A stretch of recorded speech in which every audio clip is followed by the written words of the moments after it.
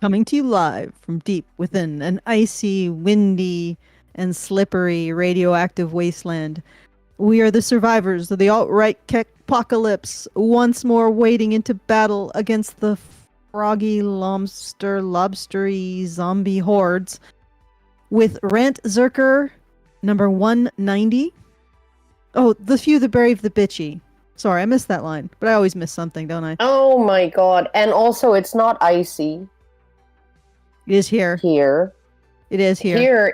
Here it's sunny and mild, and there Oh, is good Lord. no snow left on the ground. Oh, don't rub it in. All right. Yeah, no. I'm loving it. Ugh. Okay, well, where I am, it's icy. It's got a thin, powdery, very slippery coating of snow over top ice. So walking is, you put your life in your hands just walking down the sidewalk. You need cleats. Yeah, I need cleats. Need a fire-breathing dragon to just walk in front and clear Or out all cork the boots. cork boots. Cork boots. That's how they pronounce it in BC. They're called cock boots, Cock and boots. they're for climbing trees. And so when you go into like northern BC, into like a small town where there's lots of loggers, they're like no signs on the door of restaurants, no cork boots allowed. No cork boots allowed. Yeah, Okay, because well, they maybe- literally have spikes that will ruin the floor. Maybe we will get your weather in a day or so, and it'll get a little warmer here. Probably not. Could happen. Possibly. No, yeah. Usually it gets cold by the time it hits us. All right, so this is Rantzerker number 190. Chris Williamson doesn't understand feminism. I think I got his name right. Williamson, not Williamson. And yeah, that's sort of what we're going to be talking about. This individual, Chris Williamson, and his inability to understand feminism. Well, There you wait. go. The thing says, is feminism changing for the worst? Well, Bryan Caplan. Yeah, Bryan Caplan is the interviewee. Oh, okay. And Chris Williamson is the interviewer. So Bryan Caplan wrote a book for his daughter. And the book is essentially like asking her not to, like embrace feminism and explain why. He didn't want his daughter to become a feminist. So he's all right. I mean, I haven't watched the whole thing, but Bryan Caplan is all right. So I will say that much. Chris Williamson, he's doing this, I like him overall, his content, but he is a bit, in my opinion, unwilling to face the truth. And so he's dancing around it, like he's using this kind of like, you know what I'm saying? He's doing the misdiagnosis of the problem. Yeah, but also like here, an unwillingness let's put some to identify. polysporin and a Band-Aid on that skin cancer you got. You'll be good to go. Yeah, it is kind of like that. But we can get into that. I don't want to respond to what you haven't heard. But we can get into the video. We will make a promise that we will look at the video and then respond to it. Right? Yeah, we should probably do some of that. So we should do some of that. Some of that. Some of it. Some. Not a lot. But a bit more than what we've been doing. Okay, so let's let you go ahead and do the things. Okay. And then I will change the channel and set it up. And we have a super chow too. Since this always derails, why don't we watch a little bit, just a sip, we'll just a sip? Just put in the tip. Just the tip? Just the tip. Okay. Just the tip, okay? Of one of these, okay? All right. So choose your favorite, Brian, and let's watch like a little bit. Well, okay. I mean, okay. See, did you see any of those that okay, let's start with the beginning, I guess. Because it's a good way to jump into the topic. So here, I'm going to play it now. Get ready. Here we go. What is feminism, in your opinion? Great question. I don't... What? I tried to stay quiet. I know. Let me play some of this. I don't want to say what it is in my opinion. And what I want to say rather is, how do we actually use the word? anyone can just make up a new definition. What I really wanted to think about was, let's listen to other people and see what definition fits actual usage. And the definition that I offer is this one. Feminism is the view that our society generally treats men more fairly than women. Feminism is the view that our society generally treats men more fairly than women. If you look at official definitions, they will say things like it's just the view that men and women should be treated equally. What I point out in my essays, we got public opinion data where we asked a whole lot of people, and guess what? Almost everyone who says they're not a feminist still thinks that men and women should be treated equally, so that cannot possibly be the actual definition. It's more of an argumentative definition. You better stop here. It's a prescriptive definition. It's a description that, you know, women are not treated as fairly as men, and I agree with him there. And everybody basically agrees that men and women should be treated with the same amount of fairness. I don't know whether they would agree that men and women should be treated equally, but because if we treated women the way we treat men, everybody would be like freaking out about how badly we were treating women. But the whole idea of equal fairness, right? You know, at least in terms of the positive things, right? The benefits of society and all of that. Right? Everybody tends to agree that we should treat women not properly, I guess. We should treat them like human beings, right? You know, so, I mean, like, the whole idea, feminism is the radical notion that women are human beings. No, it's not. Feminism is the radical notion that women are superior and inferior at the same time, superior in what they deserve, and inferior in what they have to do to get that. Yeah. Inferior in their ability to get it. Yeah, get it for themselves. Get it for themselves. Yeah, so superior in what they deserve. In other words, what women deserves is always superior to what men deserves. And women's ability to get what they deserve is always inferior to women's ability to get what they want. Is inferior to men's ability to get what they want, because we all know men want to be the majority. Actually, you know, honestly, I think that's true. Men do want to be the majority of the war deaths. They do want to be the majority of the people dying in the workplace, in the workplace and in war. And they want that because they don't want it for women. Yeah. So it's I mean, like, I don't disagree with this guy.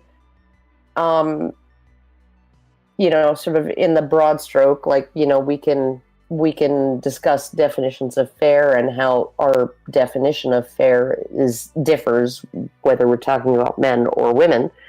But yeah, no, feminism is basically, and I'll give Nick Redding credit for this, is that feminism is the notion, it's the belief that all throughout history, women have gotten the short end of the stick, right? And my position has always been that in some cultures, at some points in history, women have had shorter sticks, but they've had more of their stick than men did of theirs.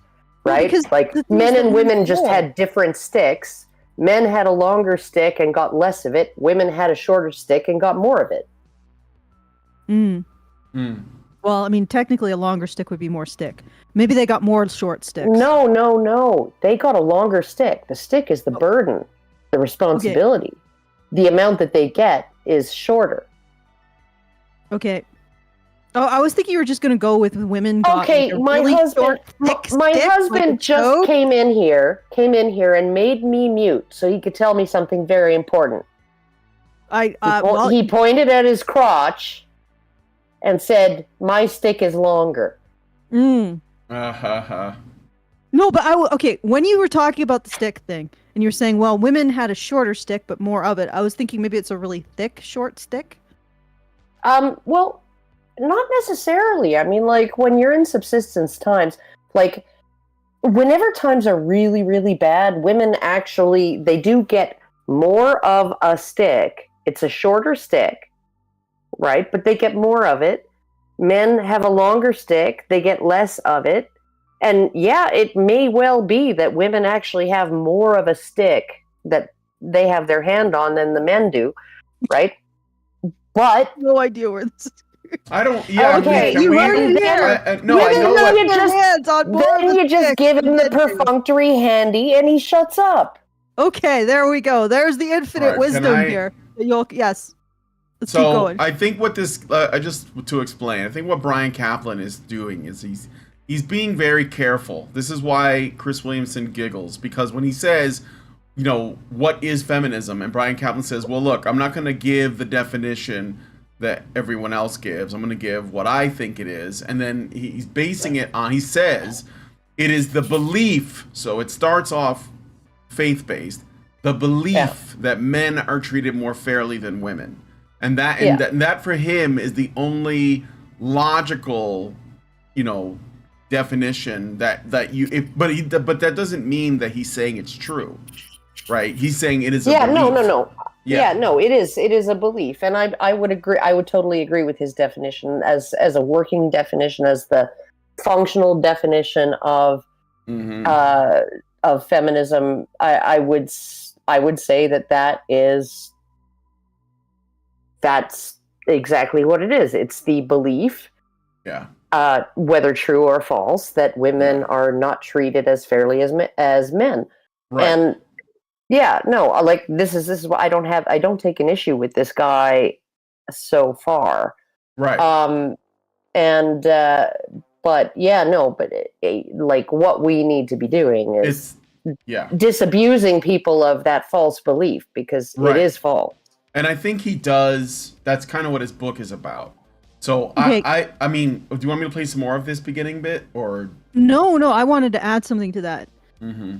We don't have to actually falsify feminism, because if feminism is a scientific statement, feminists should stay to us how you falsify feminism. They should state. Yeah, for sure. We should. Okay, but Allison, they're not going to do that. Oh, I know. And nobody's going to require it of them. Well, we don't have to. We like they're never going to disavow the thing that makes them money. And and they're never going to. Even if all the feminists in the world, all of a sudden, decided, okay, women are being treated fairly now, they just set their thermostats a little differently, and we'd be back to where we are. Yep. Mm-hmm. Well, that's why they find ever more small grievances, ever more pathetic and minor grievances, and ever more minute grievances. But my overall point in this, and I know that feminists will never accept that if they're going to assert their allegations as legitimate scientific observations, they should have told the world how feminism is falsified. Well, they should already know. They should already have the criteria by which feminism is falsified. And of course, since it's and the reason why they use this weird sort of Mott and Bailey, like, oh no, feminism is the belief in the equality between men and women. But then they also have this caveat, which is what he's talking about, which is how they really use the term, which is the belief that women are always treated unfairly relative to men. Like always. And if you disagree and you say, no, you have to actually prove that, then you're a misogynist who doesn't care about equality between men and women. If you ever measure the Y in the X equals Y, no, the X, it's the X is greater than Y when X is women's suffering and Y is men's suffering. You ever measure the Y, you're not interested in the equation of equality. Because you're not interested. Like I keep using your example that you used on Twitter, and I use it, and I always credit you. My friend Allison, she's like, well, someone says X is greater than Y, X being women's suffering, Y being men's suffering, right? And she says, well, have you measured X? And they always come back and say, well, I've measured Y. No, have you measured Y? Have you measured Y? Have you measured Y? Yes, I've measured X. And then they're like, never. Well, okay. They never come How back do you know that one is greater than the other if you haven't measured them both? Exactly. Exactly. So essentially what we're dealing with is a group of people that say we're about creating equality between men and women. They do not explicitly own the fact that they have an unfalsifiable belief, because they have never stated how it's falsified, that men are always benefited over women. Women are always unfairly treated relative to men. And when you confront them about this and you say, okay, so you're saying that women are worse treated than men. Have you measured the situation for men? They accuse you of not being interested in equality. Yeah. Because they accuse you of not being interested in equality for women, and you're a misogynist and all of this stuff. And it's just like such a bunch of crap. Like it is a corruption of thought. It's not even a lie. It's a corruption of thought. It's like where thought goes to die. Yeah. All right, I got a super chow. I want to read it. This was like right before the show by Vexorum the Vain. He gives us $5 and says, I am heated and struck, then shaped and cooled. I am bound by rings to release that which is stored. What am I? Oh God. He's taking this literally. You know when I say, yeah. Well, you here guys you are. send us You put it out there. Scratchers. Oh no, the spurgs actually spurged when you asked them to spurg. Repeat Shock the twist. Repeat All right, hold on. I am heated and struck, then shaped and cooled. I am bound by rings to release that which is stored. What am I? Well, marriage? A wedding ring? No. No. I am bound by rings to release that which is stored. Heated and struck, then shaped and cooled. Okay. Well, coils? I mean, I read it, so that's all I'm supposed to do. I didn't. Yeah, I guess you're right. We've made some guesses. A turbine? A turbine? A spring? Release what's stored.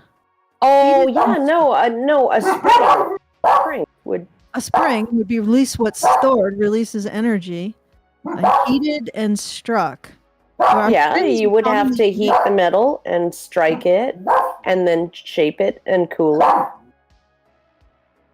and then it releases the energy. I suspect that I'm not right, but whatever. Okay. I don't know. Thank you for the super chow. Okay. I feel it's definitely not a dog. It's definitely not a dog. Not. Well, she's releasing the energy of barking. Borking. Okay. All right. So and Kevin's the one who's just sitting quietly at the window, not freaking out by the person walking by. That's going nuts. Borat's the one that's like, he's like, why isn't anyone joining me in the borkening? I really want to get further in, Brian. So let's play some more. Okay. Like calling your newspaper truth, and then if someone disagrees with you, say, "Oh, you're against truth." Right. Okay. So it's a lexical Brazilian jiu-jitsu. What? I'm agreeing with the dude. Like, this is like 20 years that I've experienced this crap. Yeah. So, yes. Right, I understand. Why are you not a fan of it? You wrote a book for your 10-year-old daughter called "Don't Be a Feminist." Stop. That is correct. Stop. What? Chris, are you blonde? Because you're acting really blonde. He just explained. I think he's again, he's just trying to give this guy all the rope. I think partly. I think it's a legitimate interview, because you know that there's probably people in the comments that are like, is he about to criticize my God? And so he has to be very careful. And I think this is what keeps Chris Williamson from being demonetized too, assuming that he isn't already. Kevin, did you hear that Pearl got demonetized? Yeah. Yeah. Well, hey, it is what it is. Mm-hmm. Right. I just preemptively demonetized my entire channel. Yeah. Yeah. Because I was like, I don't need anybody scrutinizing anything for advertiser friendliness, right? Only to determine that, I don't need any powers that be reviewing my videos. I think we get in about $5 of advertising revenue a month from YouTube. Thanks, YouTube. Yeah, really well, rewarding my hard work, but that's okay, because I don't want you to, because I don't want to end up on the YouTube treadmill. Well, what you get $5 a month from advertising, you get more from super chats, but I just don't put out content anymore. Really, I could probably still be collecting a few $100s a month if there were ads running on all my videos. Yeah, your content definitely has legs, but it's not worth the risk of my channel being taken down. Yeah, exactly. You can't really rub against the sacred cows of this society. But I did want to say to everyone, if you do want to send us a message, the best way to do so is feedthebadger.com/justthetip. And you can send us a riddle, just like Vexram the Vane did. Or you could send us something we actually understand. Or you could answer the riddle. That would be great, because I would really like to know the answer. Bit of a head scratcher here. So once again, that's feedthebadger.com/justthetip. You can send those comments at any point. We get the full benefit of the funds because YouTube is now taking about 50%. So consider that before you send any large support through Super Chat. It's better to send it through Super Chow at feedthebadger.com/justthetip. And you also don't have to deal with YouTube's minefield of regulations to speech, shall we say, speech enhancement. So once again, that's when they take your money but delete your super chat. Yeah, feedthebadger.com/justthetip. All right, playing some more. I mean, honestly, it just comes down to the empirics. Is it really true that our society generally treats men more fairly than women? What I did in that essay is just go over all of the main complaints that people have to this effect and try to see, does the evidence really hold up? I begin by saying, look, you can't just say that someone's treated unfairly because the performance is unequal. By that standard, I've been treated unfairly by the Olympics because I don't have any medals. What you really need to do is to go and compare someone's performance to the treatment, or some of the treatment they've gotten to their performance. Here as an economist, the natural thing to start with is with earnings and career success. There's been a lot of work on this, and the All right, I'm going to jump ahead to another bit. But I like what he has to say so far. It's what we've been doing. He's good. He's good. Yeah, measure both sides. Measure both but sides. I'd like to add something else. Okay. This is what feminists should have done from the beginning. Well, of course they should have. Yeah. He's saying the null hypothesis is that men are not or women are not treated unfairly relative compared to men. Yeah. Yes. Feminists should have already gone through the steps of dealing with this. Oh, no, of course. They should have tried to debunk their own hypothesis. And I'm not like, why is Chris grinning there? Oh, I mean, I don't know. It's just where I paused it. That's all. It's just where it's paused, Allison. Let's not try not to get into his head. We don't know what's going on. Okay, so let me play the next bit. Ones are, I think, very good. And by the way, just what I'm doing is what I think everyone should be doing on these issues, which is not just going and saying, I have a philosophy and it applies in all cases. It's like, let's think about the individual facts of the individual cases, and maybe your theory will work 8 times out of 10. Someone who thinks the theory works 1,000 times out of 1,000. It's like, yeah, that doesn't sound like anything that happens to any actual theory about human behavior. It's more like someone who's so dogmatic and fanatical in their sense of their own omniscience that all facts get twisted to fit the theory. Okay. I think that there are some things you can generalize about human behavior. But he's right. There's so many confounds. Yes. However, I will hold to my universalizing theory, which is that civilizations live and die by the relationship between the sexes. Yeah. Well, my grand unifying theory is that I can't really boil it down to like a single sentence, but basically that we tend to, whenever we can afford to, we tend to protect and provide for women as much as humanly possible. And who does that? Not just men, adolescent boys too.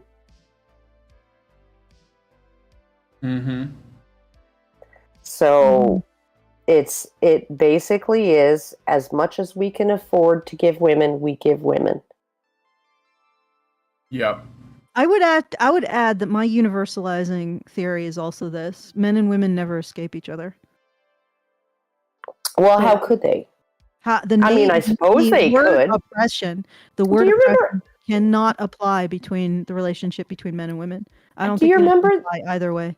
Do Okay, you go ahead. remember there was that like it was like a matriarchal commune in Brazil or something like that. It was like years ago, right? And so these feminist women in Brazil all went out and started some kind of farmstead or something like that, right? And after a couple of years, they were like desperate for men because they couldn't do all the work themselves. They weren't physically up to the job. Mm. So they were desperate for men. They were putting out ads and stuff. And this was what? Okay, It was like some kind of lesbian separatist commune in Brazil or something like that. It might have been Colombia or Peru or something. yeah, they're a joke. All lesbian separatists are absolutely 100% utter joke. Never changed a tire in their life. Yeah, well, not only is their entire philosophy a joke, I've talked to them. I've said, okay. And honestly, I actually really do not like lesbian separatists much at all. I find them worse than communists. I'm gonna be honest here. Because at least my experience with communists is like, well, I think you've got to figure out a way to remunerate people for their labor. Otherwise, what you're doing is reconstructing slavery. And they're usually like, I disagree passionately, but thank you for engaging. And I'm like, well, at least you're polite. Lesbian separatists are the most obnoxiously, cloyingly awful people I've ever met. They're rude, yeah. Oh, ugh. And they are so worthless and stupid. And they don't even have any kind of like, okay, let me use an example.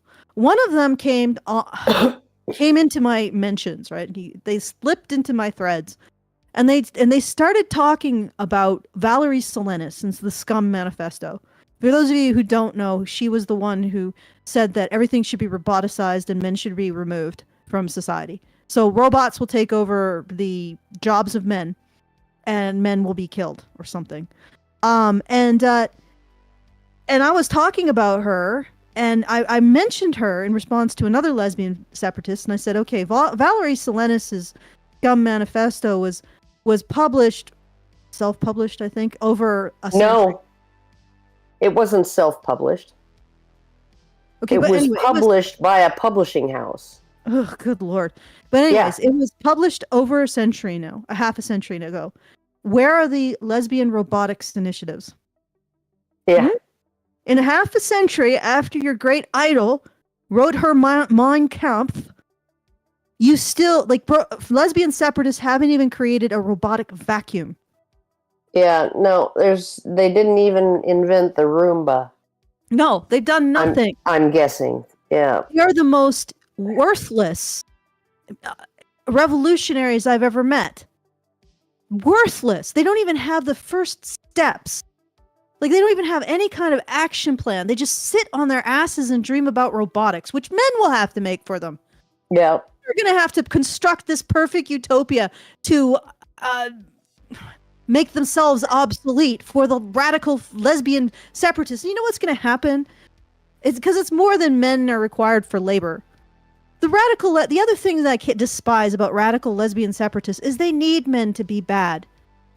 Because that's how they maintain their trauma bonds with each other. Yeah. I don't know. What's a good lesbian separatist name? I don't know. Valerie beats Susie. And as she's beating her, she's saying, well, if you were with a man, it'd be worse. Men would much worse. Pick up your teeth, Susie. I don't like them on the frickin' floor. And get in the bed so I can rape you with a frickin' broom handle. Like that whole. Have you ever watched? I know I'm going really dark places here, folks. Join me in our voyage into lesbian radical separatist hell. All right. Do you remember that? Okay, the Venture Brothers. I don't know if you've ever seen the Venture Brothers, Karen, but No. Brian has. There was an episode. I'm pretty sure you have, right, Brian? The Venture Brothers. Oh yeah, I'm almost all caught up, honestly. But Okay, go there's on. an episode where they have the Scooby-Doo gang, right? And each one of them is a serial killer. Is based on a serial killer. So Fred was based, I think, on Ted Bundy. That I makes think, sense. Shaggy was based on the Zodiac killer, Mm. who allegedly That- said that the No, the not the dog Zodiac was- killer, the son of Sam, I think his The name son is. of Sam. Oh, Son yeah, of yeah, the Sam. dog. Yeah. The dog made dog. him do it, and Scooby was the dog that like the satanic. Yeah, you dog are the sword of that- Michael. Yeah. It was And then- and it was basically a parody Daphne of was the Patty Hearst.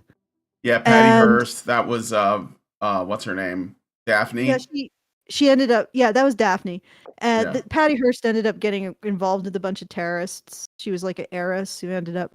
Yes, I remember. Stockholm syndrome or something. And then Velma was Valerie Salinas, and Velma was portrayed as abusing the hell out of Daphne, even as she's talking about how horrible the patriarchy is. Mhm. And she would actually collude with Fred, with Ted Bundy, to abuse the crap out of Velma or Daphne. And I'm like, that's exactly it. That is a lesbian separatist. She will talk to you about how awful the patriarchy is as she's washing your blood off her knuckles. Well, no, as she's washing the blood off of Freddy's knuckles. That too. Oh, anyway, sorry. I know that everybody doesn't like commies, but for me, it's radical lesbian separatists. I don't have a problem with the old school lesbians, but them, ugh. Yeah, I'm not fond of them. If you're a lesbian because you like the cooch, that's fine. Yeah, well, that's a tradition. That's like the old school lesbians, who used to be. That's a conservative idea of a lesbian. So No, they exist. so conservative. No, that's bosom friends. Bosom That's friends. Boston marriages, but that's fine. Like understandable. You like the cooch, Yeah. understandable. Carry on. Yeah. But yeah, the radical because they don't really like women. They just No, they don't like anyone. They don't like anyone. They just really hate men, and they don't even hate men because they don't even. They always have the one psycho man that they're friends with. They don't really hate men.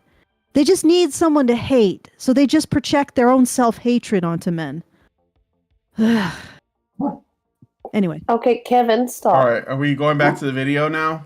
Yes. Okay, so I was a bit of a tangent. I apologize, guys. yeah, it's all right. Let me just double check. No super chows. All right.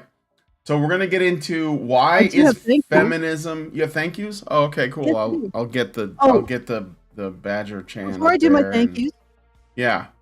I just want to remind everyone we are doing our monthly fundraiser, which is essential so that we can continue to bring you this wonderful content, which challenges, challenges the gender orthodoxy that the women's suffering is always greater than men's suffering. And if you measure how much men suffer, then you're a misogynist. There you go.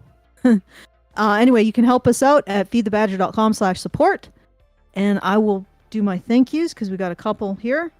All right. Meredith G for $100. Thank you, Meredith G. Ooh, thank you, Oh, Meredith. nice. He's got a nice Yeah. thing. He's not so bad with the singing and the playing and the shaking of the tuchus. The shaking of the tuchus. I say it isn't so. Those tuchus eyes should not shake. Okay, and I would also like to thank Phil for another $100. Thank you, Phil. Ooh, thank you, Phil. Okay, those are the Wait. two. And again, please help us out, so that we can afford to bring you more of this wonderful content, and also afford to continue to build our community, which is not the most visible part of what we do, but in many ways it is the most important. And if you want to join us in our community, that's badgernation.online. And if you want to support all of our endeavors, that's feedthebadger.com/support. And if you want to send us a message, it's feedthebadger.com/justthetip. Okay. All right, let's play the video then. Thanks, guys. All right, so this section is called "Why is Feminism So Popular Still?" Why is it the case, in your opinion, then, that feminism is still such a pervasive cultural meme, if your assessment of it is correct, which is that the lack of fairness doesn't seem to be affecting women in the way that it's proposed? Right. That is a great question. I mean, your wording makes it sound sort of like feminism is on the decline, but it's still lingering, whereas I'd say it's probably at least near its all-time peak. In terms of what's going on, here is my story. I think there's an actually very general human tendency to care more about female well-being and especially female suffering. I don't think that this is unique to the modern world of Western countries. I think that you can read almost anything written by human beings from almost any period, and you'll see this norm. You can go and read ancient books like the Bible. And if you want to show that someone's really bad, you show them murdering women. Pretty based, I think. Yeah, no, that's what I like that he said not historically or in Western countries, unique to Western countries. Yeah, no, Can we it's not. call It's this a clear pill? yeah, no. This is actually a really good way to put it. It's he's because like when there was this LDS man who wrote to me, and I put up a video. Basically, his friend, who is also Mormon, was like, well, feminism this and feminism that and women's oppression and all of this stuff, right? And I'm like, yeah, but that's what everybody says, right? Theodore Roosevelt said, oh, those men back then and those men over there, they mistreat their women. We need to bring back the whipping post, right? Blackstone was like, well, under England's laws now, women have an entitlement to the peace, right? The security of the peace from their husbands. But those men back then, they were really bad, and then you go all the way back, and this LDS guy, his friend, right, said it was a novel idea. Jesus had a novel idea to take care of widows and children. And I was like, really? Really? That was like some kind of revolutionary thought in Jesus' time? That didn't happen in Sumer? That didn't happen in Sumer? There weren't laws about it in Rome? Like what? Yeah, no, it's like, no. That's always been the case. And men have always acquired political, or in Jesus' case, socio-political / religious clout by basically saying, well, those men over there and those men back then didn't treat their women right. And we're going to do differently. This is a revolutionary idea, right? And then in the 1960s, the feminists come along and say, hey, everybody, did you know that beating your wife is wrong? Yeah, we knew. We've known the whole time. Yeah, but for some reason you can. It's like Teflon. It's like Teflon on their brains. Every single generation thinks it's the generation that invented sex and treating women right. Yeah, every single generation. I just recently watched Vertigo, but Alfred Hitchcock's Vertigo. Yep. And there's a scene in there where they describe how a woman was treated at this, 75 years before the beginning of the movie. So 75 years before the mid 50s.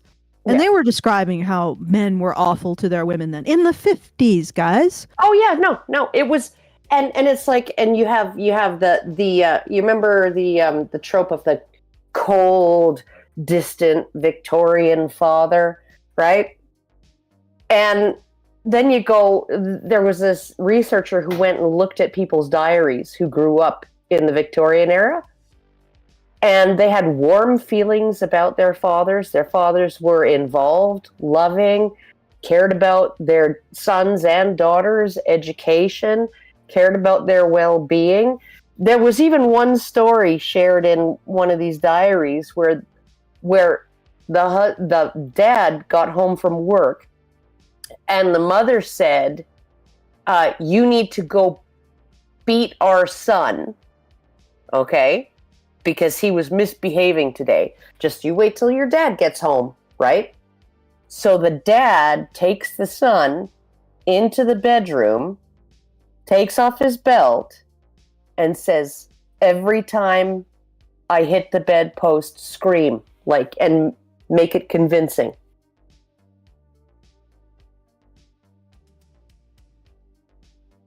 All right, should we keep going, Allison? What I'm saying is, right? These are the people who got the bad rap. Well, who did they get the bad rap from? Right? Because these were mostly working class diaries that this researcher looked at. They were getting the bad rap from the elites. Yep. And it's always the underclass that treats its women wrong. And every other man that you want to bomb their or the Muslims or the that's what's hilarious. Or the Unitarians, whatever. It's always the other group or the group back then. Or the group back then. They're always the ones that treat the women bad because that's the best way to condemn a group of people. If you want to turn them into chum, women included, that's what you do. They don't treat their women right. Therefore, bomb them all to hell. Yeah, well, or you turn the men into chum, and then you just take the women and put them in harems. You want to hear? I think Chris Williamson kind of pushes back a little bit, so listen to that. Okay. Right, same thing in mythology. This is just a general human attitude that murdering men is like, well, maybe you had it coming, but murdering women, that is something that it is just a deeply rooted feeling in human nature that is especially horrible. And what I think has happened in the modern world is that we start with these very standard human feelings that I think are indeed deeply rooted in human nature and evolution. And then it becomes a philosophy. And once you make something a philosophy, then you take an attitude which can be balanced against other attitudes, or it can just be hypocrisy, and it doesn't get that bad as it gets implemented. But once it becomes a philosophy, then there's a demand for consistency. And once there's a demand for consistency, then you start overruling everything else that actually comes down on the other side, and also treating doubt and questions as sin. And that is, I think, what really explains the success of feminism, is that it codifies human feelings that have always been around, but nevertheless have been held inconsistently and hypocritically before. Which my view is, given that the philosophy is wrong, hypocrisy and inconsistency is an improvement over consistency and single-minded devotion. Whoa! She just said that it's wrong to actually. Oh God, Chris is probably. He looks like he's about to lay a fucking egg there. Mhm. Hypocrisy. He's actually saying it's wrong to put women first. Wow, that's impressive. Yeah, let's watch this man choke on that. All right, let's. It's not bad. This is big for me, sir. It's not bad. It's not bad. Yeah, it's an interesting point. I certainly agree, based on all of the data that I've seen, plus just my intuitive sense of myself.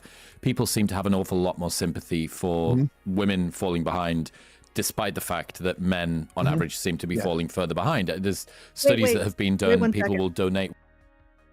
Okay.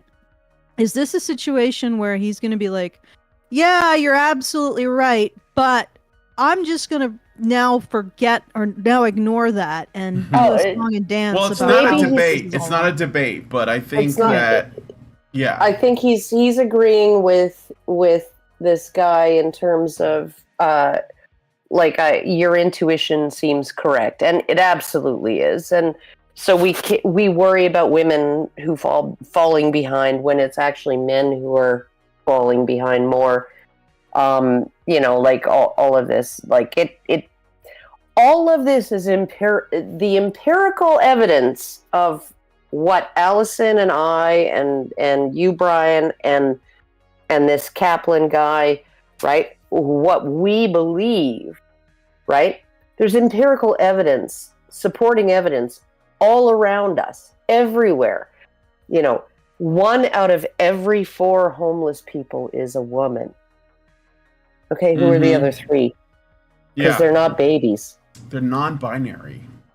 They're We not have to babies. find out. We have to find out what they're their irrelevant. We have to find out what their funding. pronouns are. They might be more women. I remember coming when I went to when I was going to university for my master's in environmental design. I remember that there was a presentation or like a display about homelessness in Calgary, and they were trying to advertise in part this initiative to give essentially the basis of the initiative was the belief that homeless women suffer more from poverty than homeless men. Therefore, giving them the basics that homeless men get. So, for example, homeless men would get shelter sometimes, and also hygiene products and food.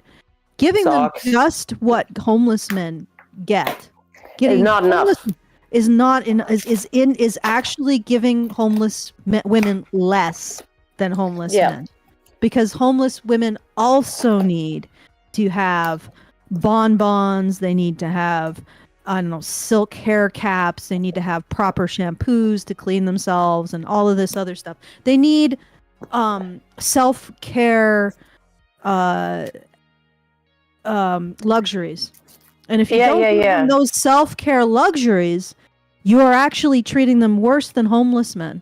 And I'm like, that logic seems flawed somehow. Yeah, just a little. Well, we should listen to what Chris Williamson says. Okay, all right. I'm going to play What this. is Chris say? Way more if they find out that it's an all-women's shelter than if it's an all-men's shelter. Yes, News the women stories are that- wonderful effect. Yes, news stories that proclaim the successes of women seem to be treated more favorably than ones that proclaim the successes of men. There's this gamma bias that Dr. John Barry's identified, which you may be familiar with. I mean, when are there ever stories about successful men? I mean, unless it's like a homeless guy getting a job, but it's very hard to even picture what these stories are. I can't remember. Yeah, so any of them. two things that I think are interesting here. First one being, I don't disagree that if you were to find out that women had been murdered throughout history, you would have gone, oh my God, like this is an aberration, whereas sort of male mortality is just a byproduct of existence. That being said, women being sexually assaulted by some warring tribe, I learned about the cultural... All right, wait, hold on. I'm pausing for the banana. Don't say anything yet. Yeah, no, Allison's really wanting to say something. I know, but let him say his thing and respond to what he says. Okay. History of how relationships have evolved from a sort of culturally mimetic standpoint. And women have basically been property. They've been property of their kin. They've been property of their family. They've been property of their husbands for a very long time. So I would agree that out on the extremes, they've been for women, wards. it's treated as an aberration, but there's You see certainly what a he lot of did? mistreatment. I called it. Yeah, you're totally right. People care about women more, but let's forget that utterly. And I'm gonna just trot out some bullshit. They weren't property. They were wards. No one. They were not. Robin was for Batman. Chattel. They were not property. You could not buy and sell women who were not part of a slave class, where you could also buy and sell the men. Right? They were not property. They were wards. They were wards of their family. Okay. You know what being ward of the state is? Okay, you have an abused child, and child services takes them from their abusive parents and makes them a ward of the state and gives them puts them in a foster home, right? For their own protection, to provide for them, to care for them, to protect them, right? Women were wards. They were wards. They were not property, right? Robin was Batman's ward. Yes. Like, you. Okay. You can say maybe it's not fair that women didn't have all of the freedom of a self-determining individual, that she had to be somebody's ward. right? Yeah. And that gave that somebody a little bit of authority over her. But you have to look at why. Yeah. Right? Lizzie Borden was 35 years old, unmarried, living with her parents on their dime, because that's what was expected of people when it came to their daughters. Mm-hmm. They couldn't force her to get married, right? They couldn't kick her out. So she was living on their dime, living a life of complete ease and luxury until she took an axe and gave her father 40 whacks. Mm-hmm. Then she looked what she had done, gave her mother 41. Okay. Women were not property. They were not. Full stop. Let's get his response. They were no Women more were property not than children. less. Women and men were both treated in terms of rape when in previous times when an army was triumphant, Oh yeah, everybody got raped. everybody got raped. But then the men got killed. The men got killed, and you know what else and the happened, women- Chris? And the women got knocked up. Let me tell you something. If I were part of a society that had just been conquered prior to the times where they decided, hey, let's not do that to civilians. That actually is counterproductive because who's going to work the fields? But that's what happened in the Middle Ages, by the way. All the people all the men in the groups, the aristocratic groups that were very aggressive, shall we say. They made a pact to just leave the peasants alone. That's why it was a system that worked for a long time. But let's set that aside. Let's say we were part of an era, Chris, where that wasn't the case. And basically to the victor goes all the spoils. What would happen to me versus what would happen to you? Well, first of all, I'm pretty old, so I'd probably just be put in front of a loom or something and spin in like a dark hut. But what would happen to you, Chris? You wouldn't be versus seen me? as a potential threat. That's the I thing. might be raped. Fair enough. I might be raped. That might happen. They might just make me like the woman who churns the butter or something. Yeah. You, Chris, would be raped. You would have to be castrated. Yep. And if you didn't bleed to death, they would cut off your head. I would take my chances. Yeah, no, yours. he looks quite masculine. He would definitely be seen as. You would be bent over. You would be run through by however men until you passed out. Then you would be castrated and your head would be chopped off. That's what would happen to you. Erotic. That is what. Erotic. Now, Erotic. I am freaking tired. I am freaking tired of men saying, "Oh, it'd be so bad to be a." No, it wouldn't be bad to be a woman in the past. Oh, it would be bad. It would be bad compared to now. But the level of badness that men suffered would be more intense, more immediate, incomparable, and more irreversible. Here's the other thing. The men on a winning side would have had to go through a horrific experience to just be on the winning side. Just be on the winning side. They would have to see their brothers die, their brothers in arms die. They would have to sustain injuries or be lucky enough not to, but still they would likely sustain mental injuries. So it's like in the past, men had to run this horrific race in which 8/10 of them drop dead. Some four of the 10 would be captured, raped, castrated, murdered in that order, if you're lucky. And I think I'd feel luckier if I was murdered first and then raped and castrated. If you are unlucky, that would be the order in which it happened.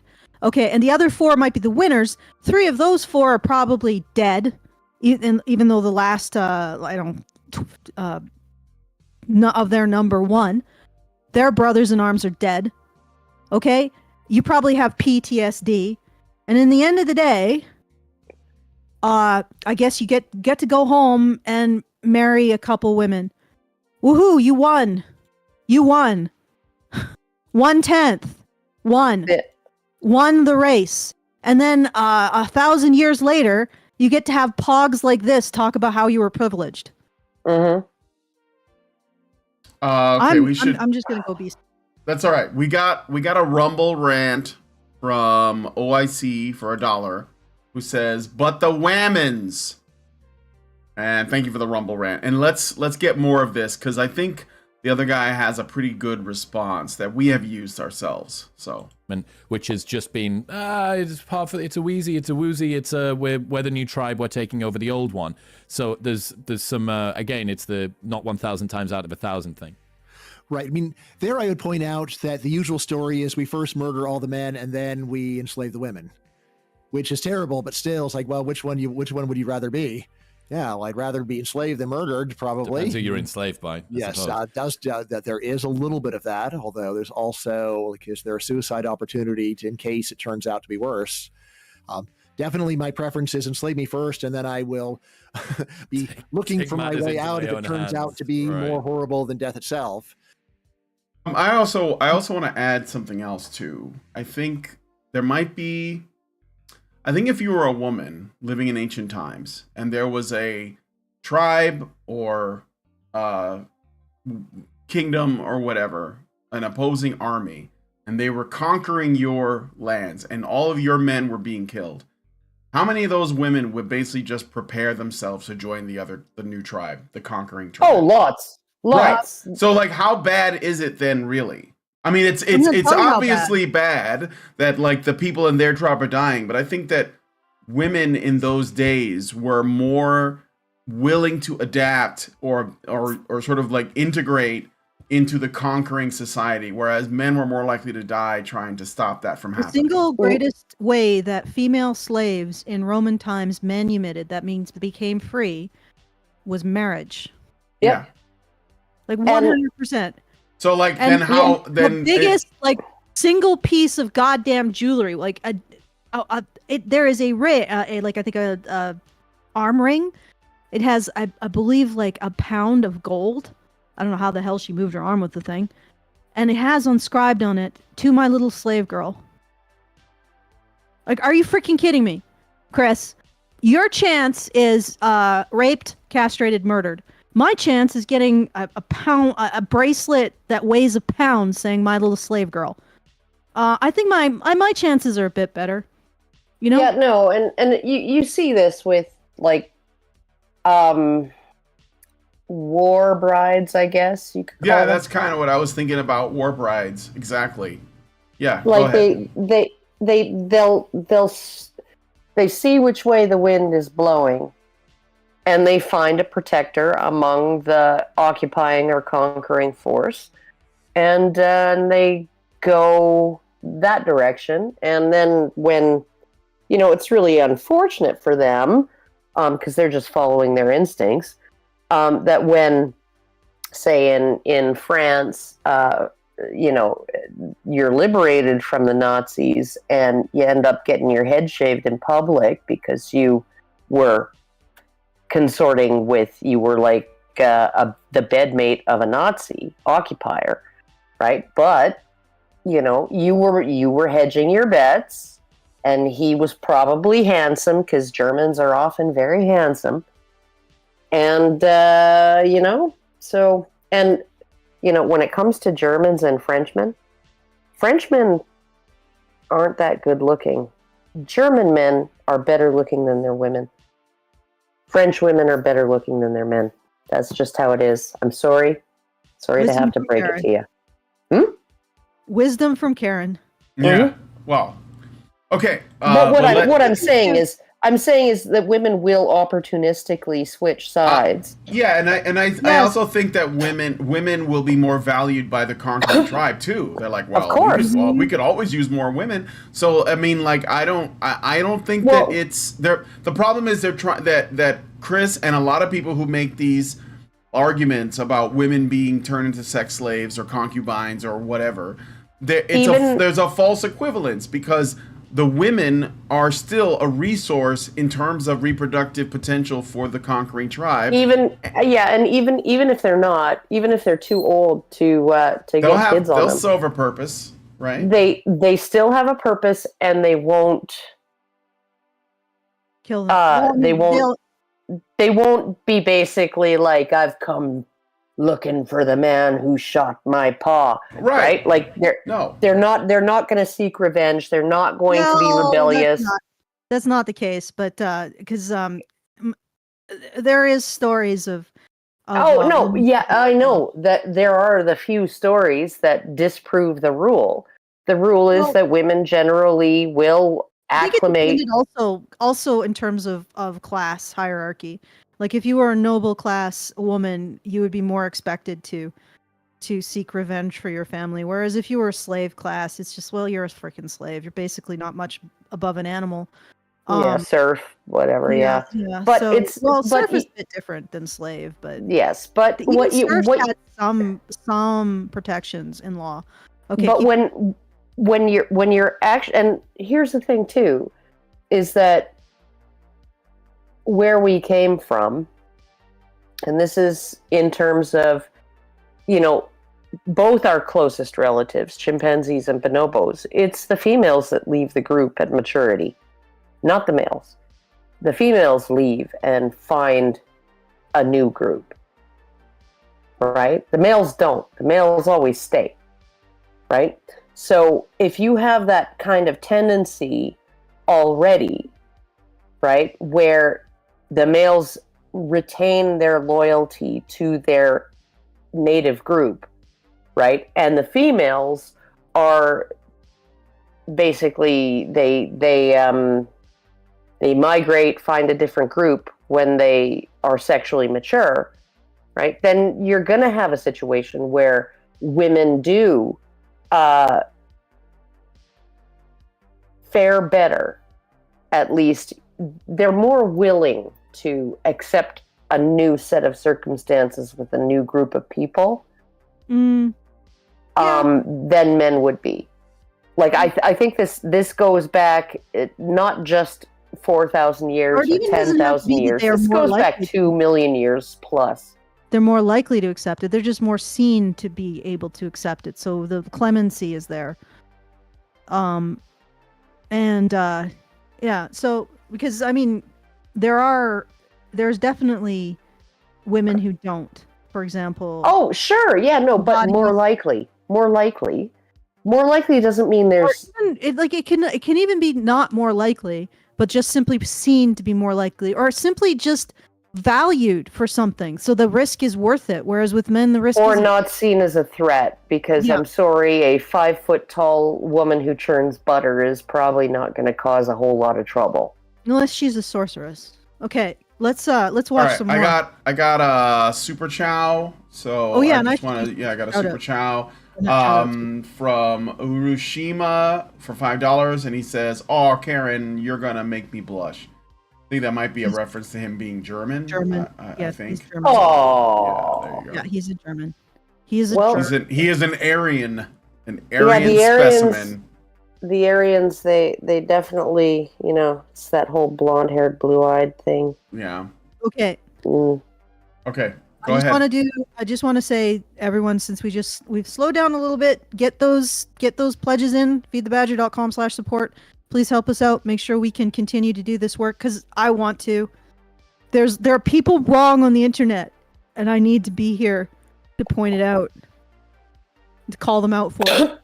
All right, so feedthebadger.com/support. Thank you again to Philip and Meredith, who have put through each $100. And if you put something through, I'll give you a shout out on here. So please do it. Feedthebadger.com/support. Just take the time to put it into your URL and consider.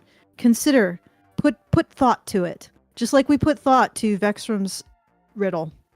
I really hope he explains it at some point. Yeah. Okay, I'm gonna. And I do want to say that Bryan Caplan is like, well, if death is the preferable option, right? Well, there's plenty of suicide opportunity. Yeah. And honestly, women didn't take it. Honestly, the way that the mentality was in the past, I think we overemphasize this, our notion of sexual violence. It would be entirely likely that the guy who managed to take you as a slave would be considered quite attractive.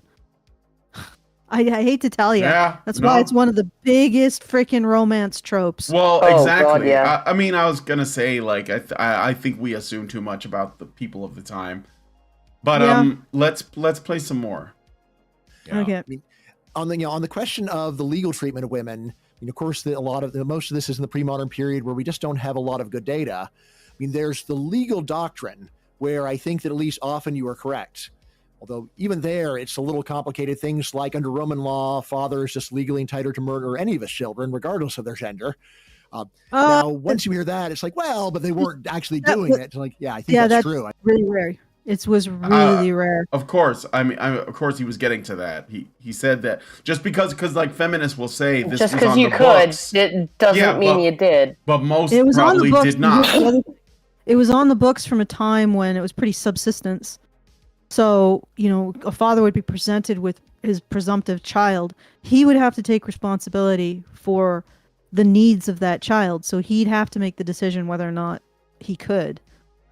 And it was a different time. Yeah. And a pretty brutal Well, time. like you said, subsistence culture. And the thing is that those laws came from that time. The empire was not in that same mindset.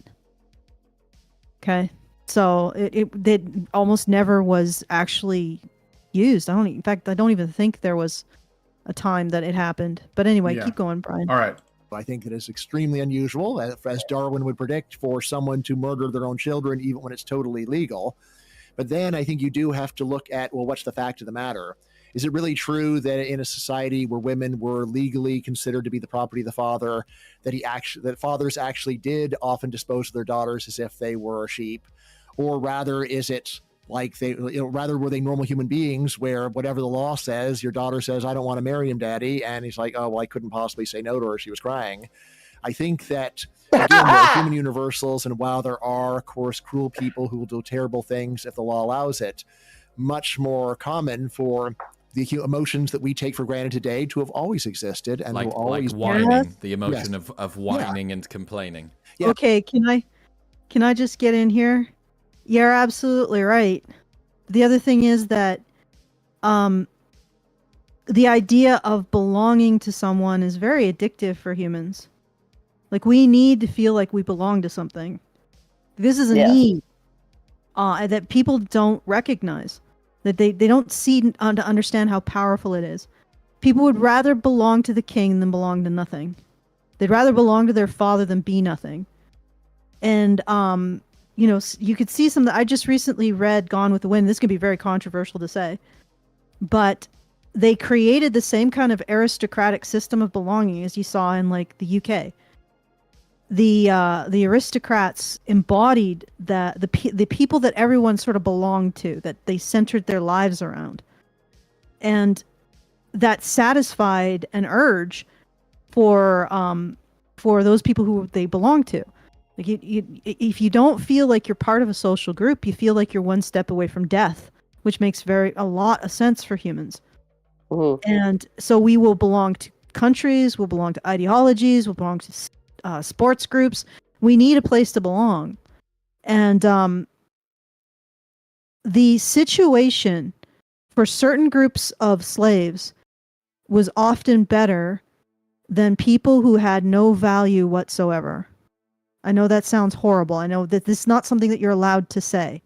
No, you're basically saying the guy who got hired at McDonald's and he's flipping burgers for like minimum wage probably feels a lot better than the dude that not even the other homeless guys talk to wandering on the streets. The person who has a place to belong feels better than the person who has no place to belong. That's why it's why groups form in prisons. Yeah, and it's also why I think I'm going to go a little bit esoteric. I think it's the reason why the Roman system of slavery worked as well as it did. because they were basically incorporating people who did not understand the concept of nationalism, but they did understand the concept of belonging to the biggest, baddest man on the block. So they just were like, yeah, you're his slave, and if you work well, and if you start to understand our customs, then you can manumit. You can earn your way out of slavery. It was a very different system than a lot of the systems at the time. Like Viking slavery was just ghastly. But Hey, it was. no, Yes, it was. it was fine. It was ghastly Don't compared to impugn Romans. my ancestors. Well, they're my ancestors too, so I get to. They were pretty ghastly. Yeah, they didn't treat people very well. No, they didn't treat people very well at all. Then they Whereas- went, like, they did a hard correction in the exact opposite direction and screwed themselves. Yeah, guilt. Why don't you just anyway? So the whole idea is that you sort of get people to understand the concept of belonging to a civilized society as opposed to belonging to another person as a slave. And once they can demonstrate that they can operate and be productive in that system, then you give them their freedom.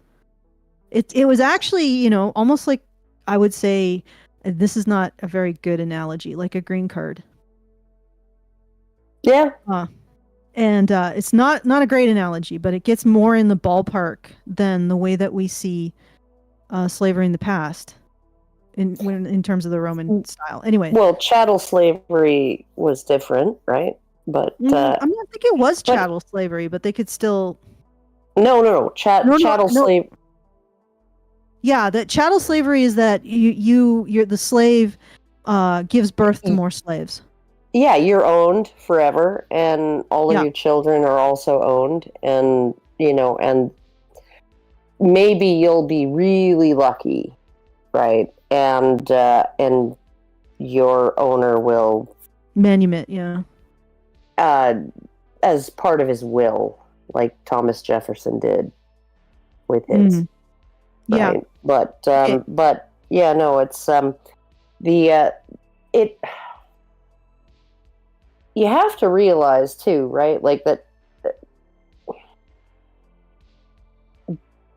being unalived is probably worse than being enslaved, and we know this because all slaves have the opportunity to unalive themselves.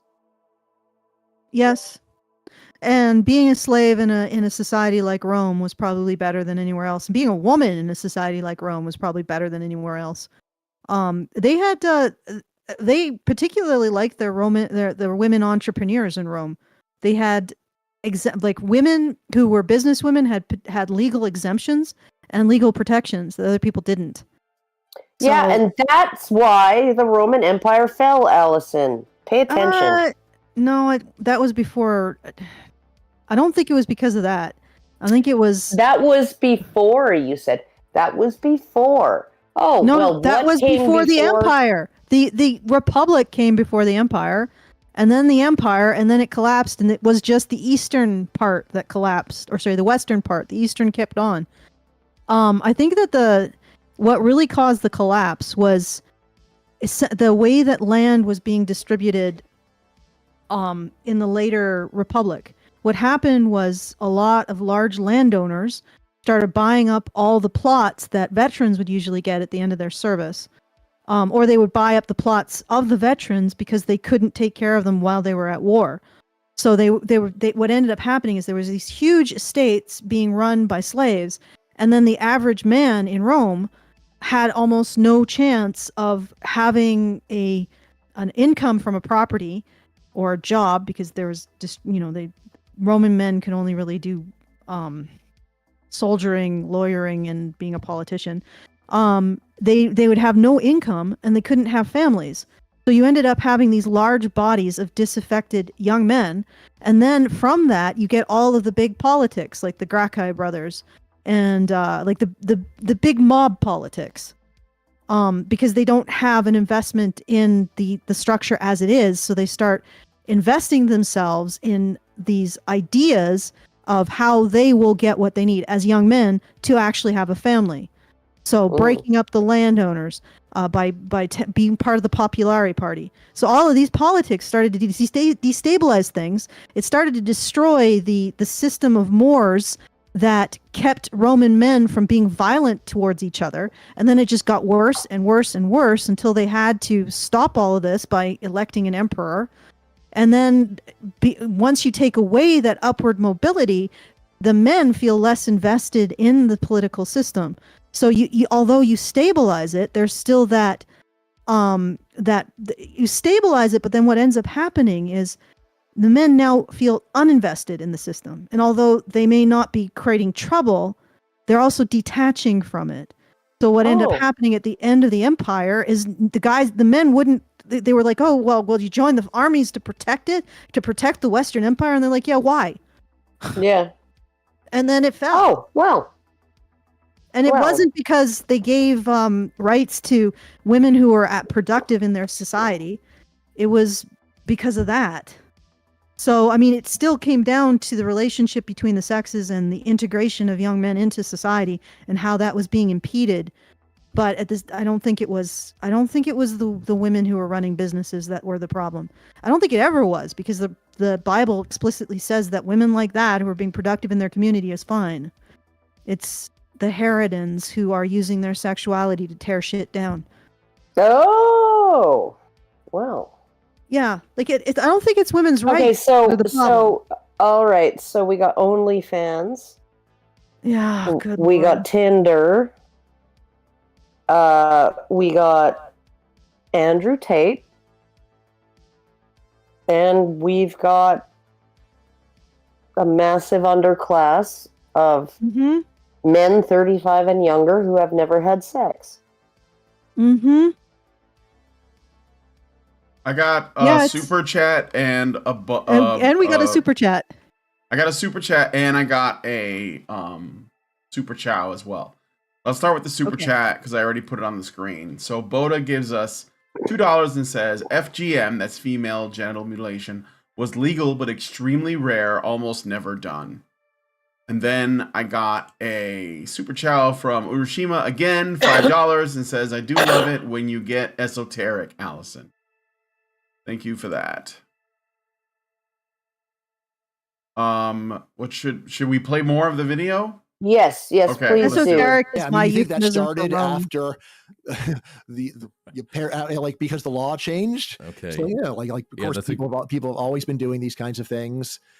And again, just the way that if you read the literature of earlier periods, you'll see that it does not seem like women are living in fear of their fathers going and doing things to them because, evolution. Fathers love their children. They love their daughters. They love their sons. And then on top of this is very basic human feeling that women's suffering is especially important. So like my favorite example of this that I mentioned was the Hillary Clinton quote about how women are the biggest losers in war because they lose fathers and sons. It's like, yeah, don't the fathers and sons lose more because they're dead? Yeah. Well, are you familiar with gamma bias? Have you heard this before? Let's see. I'm just pausing it for the banana. Okay, please continue. But you want to hear this bit about gamma bias, or? Yes, I do. Okay, I do. I'm curious. I think that Dr. John Barry, who I've had on the show before, is who they're referencing. I guess he's spoken to Chris Williamson in the past. So okay, let's hear about it. Maybe is it like not caring much about the lowest status people, or what is it? It's specifically men. So Dr. John Barry, Center for Male Psychology, came up with this. It's really interesting insight. Once you see it, you can't unsee it. If there is a story which is pro-female, it will sex the person. If it's pro-male, it will desex it. If it's anti-male, it will sex the person. If it's anti-female, it will desex it. Ah, yes, very good. So you end up with a skew. So for instance... So why is it called the gamma? I don't know. You'd have to ask him. He's been on the show, and I'm pretty sure I did. I feel like there's other biases that come before it, and this happens to be there because it's in order. I'm not sure. Anyway. Yeah, that makes perfect sense. So, for instance, Sarah Everard was this young woman walking through a park in the UK. She was killed by a male police officer. Absolutely terrible, right? And there was a lot of protests about women don't feel safe in these streets. It was a flashpoint for sort of sex relations. 1 week later, a man drowned jumping into the River Thames to save a woman who had gone in. The story essentially wasn't covered, and when it was covered, his sex wasn't revealed. It was a Londoner jumps in to save...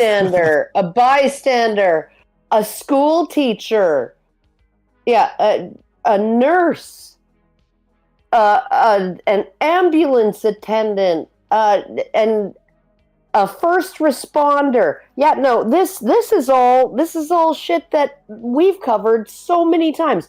I never knew it was called gamma bias because somebody stole our idea and fucking put a name on it. Whenever there is something, and I have 12 years me, 13 years me.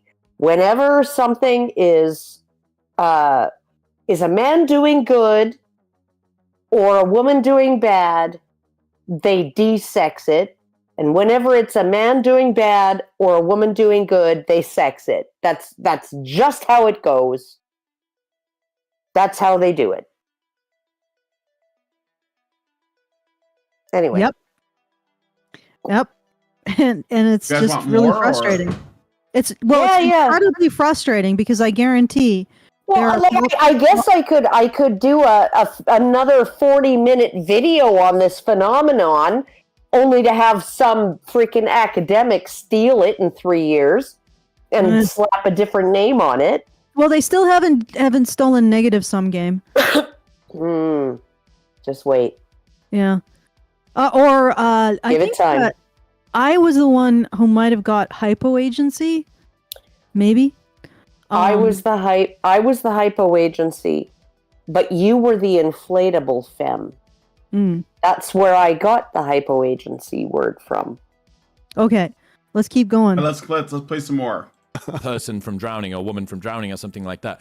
So you do get this skew. But okay, I mean, what would be, in your opinion, it sounds like at least part of the problem, feminism has a branding problem, right? That it's coming in with an awful lot of baggage, mimetically, culturally. No, it doesn't have a branding problem. Given the fact that there are still causes that women need to have support for, even in the modern world, what would be your proposal for a sanitized new version of something that could talk about women's issues? Good grief. What causes? This is what's so frustrating. It's like this moment, like these guys like this, men like this. When he talks about women, it sounds like he's talking about the inside of his own skull.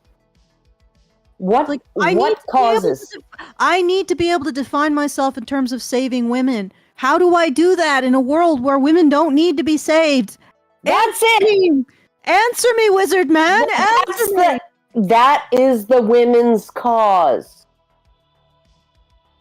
Is his need to save women who don't need to be saved. Please stop saving us, men. Oh my god. Like I'm sitting here and he's like, okay, women. There's still all these issues and there's still all this blah blah blah. Really? Name one that I can't explain away by meritocracy, perceptive bias, right? Or just women being whinier. There you go. Name one. Anyway, let's see what this guy says. No, I got a super chat, a big one. Thank you from Happy Late Thanksgiving, who gives us $5 and then 100. So that might be like a donation. So thank you for that. Real quick, hold on a second. I'm gonna give you. Good news, everyone. All right, and he says. Or they say, finished reviewing my expenses. I got some money for the Badgers. Enjoy. So they made a little space for us. So thank you. Happy late Thanksgiving. Very nice. Sweet. Thank you. That's very very much nice. appreciated. Maybe that'll go towards a Christmas duck. Yeah. Oh, you're gonna have duck? But tell me Karen. you're gonna have crispy duck. Yeah, Karen, don't malign Jonathan's ability to cook duck. No. Crispy duck. It has to be crispy duck. It can't. It usually is be like freaking delicious. Can't be prepared like the Brits do it. Well, let me guess. Either it's slathered in beans or it's cooked to the point where it's basically duck jerky. It's duck jerky, but still soggy. How is that even possible? Well, the skin's not crisp, just the muscle. How the fuck do you end up with soggy skin and crisp muscle? Well, you just put foil on it, and you know what's really good for a holiday meal, though, and this is perfect for anybody who's listening. Anybody who's listening, here's the perfect holiday meal. You buy a pork shoulder butt roast. Okay, take the skin off, take some of the excess fat off. All right, because they leave the pig skin on, even though most people aren't going to want to eat the pig skin. But so you carve the skin off. Use a bread knife for that. Don't use a carving knife. Use a bread knife. It works. It like saws through it real, because there's a lot of connective tissue there. Saws through it real good. And then you dry brine it. So some oil, some herbs, some garlic, and a couple tablespoons of salt. Himalayan pink rock salt. Perfect for it, right? Rub it all over the pork. Stick it in the fridge overnight. Put it in the oven in the morning at around 11:30 a.m. Blast it at 500 degrees for 20 minutes. Then turn the heat down to 275. Let it go for another 6 hours. That thing's going to fall apart. It's going to be moist and juicy and lovely and wonderful. We should do a and tender Badger cookbook. We should do a Feed the Badger cookbook. Oh yeah, no, because Jonathan, my kid turned me on to pork shoulder butt. As long as the first entry is ham sandwich for Cenk Uygur. Oh, yeah. All right. Hey, let's do this. Let's do this thing. My first recipe will be the sandwich I was thinking of sending to Cenk Uygur. Yeah, we could have like a non-feminist essays, and then and any viewers who are female, send in your recipes. Any viewers who are male, we'll have to make you honorary kitchen bitches. Yeah, you can send in your recipes too. But Jonathan could contribute all of his baking recipes for gluten, egg, and milk-free baking. How do you bake without gluten, milk, or eggs? You should try eating the stuff that he's made. It is incredible. I don't know how he does it. I think he's like made a pact with like the elder gods or something of baking.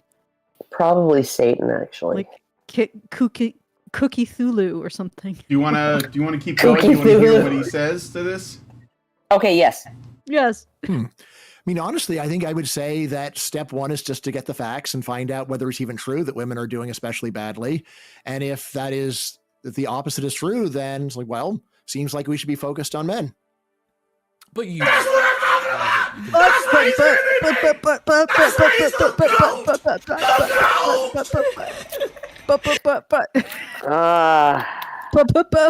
right, let's hear his response. I know. Okay. He's like, well, why don't we find out if it's true first?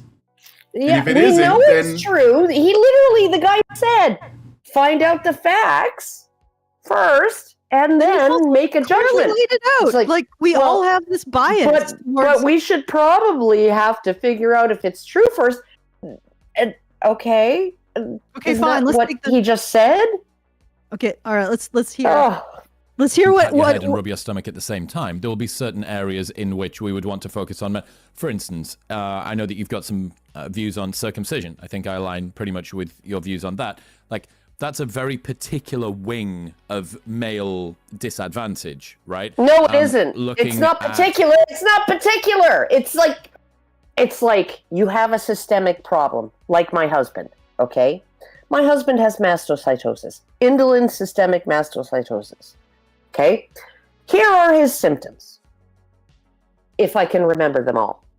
hives, idiopathic anaphylaxis, acid reflux, hiatal hernia, enlarged liver and spleen, irritable bowel syndrome, atypical asthma, flushing, difficulty regulating body temperature, flushes, chills, sweats. Okay, like that all comes from one problem, right? And the whole reason it took so fucking long to have a diagnosis is because medicine is compartmentalized.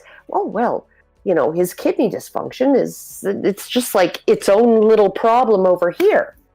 Circumcision is a wing of the issues men face. Yeah, no, it's its own little. You know what this guy's category? with? No, like literally, my husband has a liver and spleen that are infiltrated with mast cells that overreact to anything that he eats, and then brain fog, mood swings, problems with memory retention, right? All of these things, right? All caused by one fucking problem.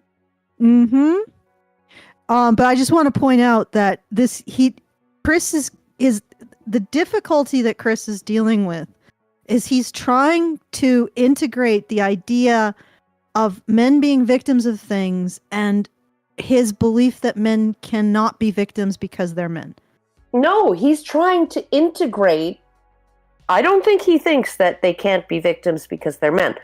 I think he's trying to integrate the idea that men can be victims, and they can be victims just because they're men, and the outcomes from that can be systemic across the board, okay, in pretty much any area of life, right, with his greater concern and compassion for women. This is the stumbling block. This is the thing. It's not that they can't say, well, you know, I'm on board with your whole circumcision thing, right? Okay, I'm on board with what you said. That there are more homeless men than homeless women. I'm on board with all of that stuff, right? I just can't stop caring about women more than I care about men. Okay. Yes, but I'm gonna connect this to what he said. Bryan Caplan said at the beginning that he would have preferred that this not become institutionalized. Essentially, it was better when it was just sort of a quirk of the relationship between men and women rather than a political movement. And I'm going to point out that's because we now have a sense of belonging from the word feminism. Yes. And that's what he's contending with. He is taking an identity from his service and saving of women because, well, he needs a place to belong. And being, I guess, a nationalist is now white supremacy and other stuff. And you can't be a man because that's evil. I mean, he may be further along that spectrum. Being a populist is apparently bad now. Yes. Well, being a populist is horrible. Like, how dare? Oh yeah, no. You want to know the definition of populism? A political stance. Being popular? A political stance that takes into account the concerns of ordinary people that have been neglected by the elite classes. Mm-hmm. Populism is bad. Like we're talking about the end of the Roman Republic. And really what happened is exactly that. The elites were not taking into consideration the concerns of all of these disenfranchised men. And the disruption just got out of control, and eventually they had to do top-down authoritarianism, which can control things. And like a lot of those top-down authoritarians were very popular leaders, and they can enact the control, but it removes the upward mobility. And then you start seeing more and more like men just opting out of the system. And then you have a conscription crisis. And then your freaking western half of your empire falls. Oh, did you watch that video I sent you, Allison? Afuera! Oh, good Lord. No, I think Argentinian. I did the watch. Argentinian. Oh, yes. Yeah, I did. Yeah, get rid of this. Afuera! Gone, Afuera! gone. Yeah, no, I watched that. Out! Good. Out! I'm Government, like, gone. you just got rid of all of the women because those are all women. Well, yeah, he promised to remove like the Ministry of Women and Equality. No, but You know, all of Argentina, the like within ministry. 21 days of his. I guarantee that La the other ones- Ministeria de la Educación, Indoctrinación. Okay. Afuera! Okay, I guarantee that those ones that he removed were mostly held by women. Yes, of Okay. course. You want to watch? No, and it's like that's how he campaigned, acting like that. He literally called. He was on the news being interviewed by a stony-faced, freaking good-looking white woman journalist, right? And she's like, "Why are you so against the left? Why don't you like socialists?" And he calls them shit leftards. Libtards. Shit leftards. Oh, the shit leftards there. You get them an inch. They use it to destroy you. And I'm like, oh my fucking God. Right? This is where we're going. Geert Wilders just got elected in the Netherlands.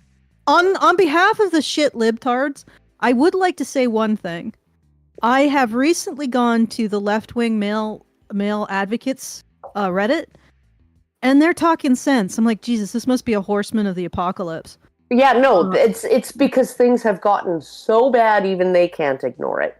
Yeah. Right? And But like I said, I'd be 100% for communism if it can solve one issue, which is the meritocracy. Men have to participate in a meritocracy, and there has to be some remuneration for that participation in terms of status and the ability to form families. If you solve that problem, feel free to take the brass ring of society. Communists, good luck, though. You know, within the context of your. I want a toilet made out of solid gold, but it's just not in the cards. Let's play some more of the video. Yeah. All right. Is there a way that we can get women to become mothers and then get them back into the workforce? That's like a very specific element of this. So would you try and make everything quite sort of disparate and have, wait, did we miss something? Oh, he's actually talking about the thing that is actually unique to women. He was talking about circumcision, and now we're talking. Was there a he's saying, but there are things that are specific to women. Right? They're only specific to women because women have more choices. Yeah, like re-entering, getting women back into the workforce. Well, okay, Chris Williamson, what if we don't wanna? Yeah, and what if we don't need to? The moment my husband earned enough to support the whole household, yeah, I was done working. I mean, I'm not done actually performing labor. You should see that. You're just doing different work. It's almost like that's how it's always been. The steak I cooked him keeping your husband alive. Yeah, no, I'm diagnosing him. I'm keeping him alive. I'm feeding him. Oh my God, I cooked him a tenderloin today, a beef tenderloin. Good steak. Lord. Oh, for lunch with rows of potatoes, beets, carrots. I think onions. I'm looking at the time here, and that steak sounds delicious. But I'm just saying, I think this might be a personal record for us. 15. No, but minutes. What I'm saying is, okay. Hey guys, is this personal record? The moment he could support, the moment he could support the whole house, right? All on his own, with me just putting in the domestic labor, the juggling of the bills and the paying of everything and all the shopping and all the cooking and all the cleaning and all the, home improvements and all the other stuff, right? I was like, yeah, fuck you, Tony Romas. Yeah, fair enough. I mean, if I could work and, take care of Lindsay, I would ask her to stay home. I would. In a heartbeat. Yeah. Just stay home and take care of the house and feed me, and we're good. Yeah, that's what I would. That's what I would. I would 100%. Or go out and work if you want. Yeah, or right? Go out. Well, that's what she does now. Yeah. Yeah, and like there were times in my life when we could have used the extra money, and I was like, I got these small kids and they really get on my nerves sometimes. So might be nice to have like 2 nights a week where I'm like out waiting tables and earning a little money, and I keep half my tips, and then I buy my power tools. Like, but it was always. I've always been like, I just want to be basically primarily the person on the domestic end of things, and my husbands, the 2 that I've had, have been very happy to do that. And it's like I'm just looking at it and I'm thinking, okay, well, what could you promise me to get me back into the paid workforce? Like, what could you offer me? I don't know that it's anything. And that's fair. Like, let people arrange their lives as they wish. This is not honestly, Chris, this isn't a problem. Like, literally, this is not a goddamn problem. It's none of your business. Like, okay, so this is your women's problem. This is what you're hanging your identity of saving women on, Chris. And it is none of your goddamn business. Let's see how this guy responds to it. Let's play some more. Employment for Mothers department, and we're going to have we need to not circumcise our children department. I mean, that pat your head and rub your belly thing is quite striking, because it's, of course, a lot of people can't do that. What I would say is that there's always priorities.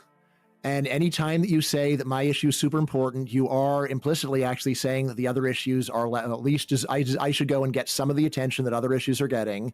Usually you're a little hazy about what issues you want to de-emphasize. But yeah, I do think that there are actually good reasons, once you realize that a problem is not a big deal, not to go and emphasize it and not to go and prioritize it. You've probably heard of effective altruism. It's this idea that philanthropy should be based here's upon... my problem with this. This is my problem. He's comparing an issue in which adults force their choices onto the body of an infant with an issue that is a result of an adult making a choice about her life. That you make a choice and certain options are excluded from you.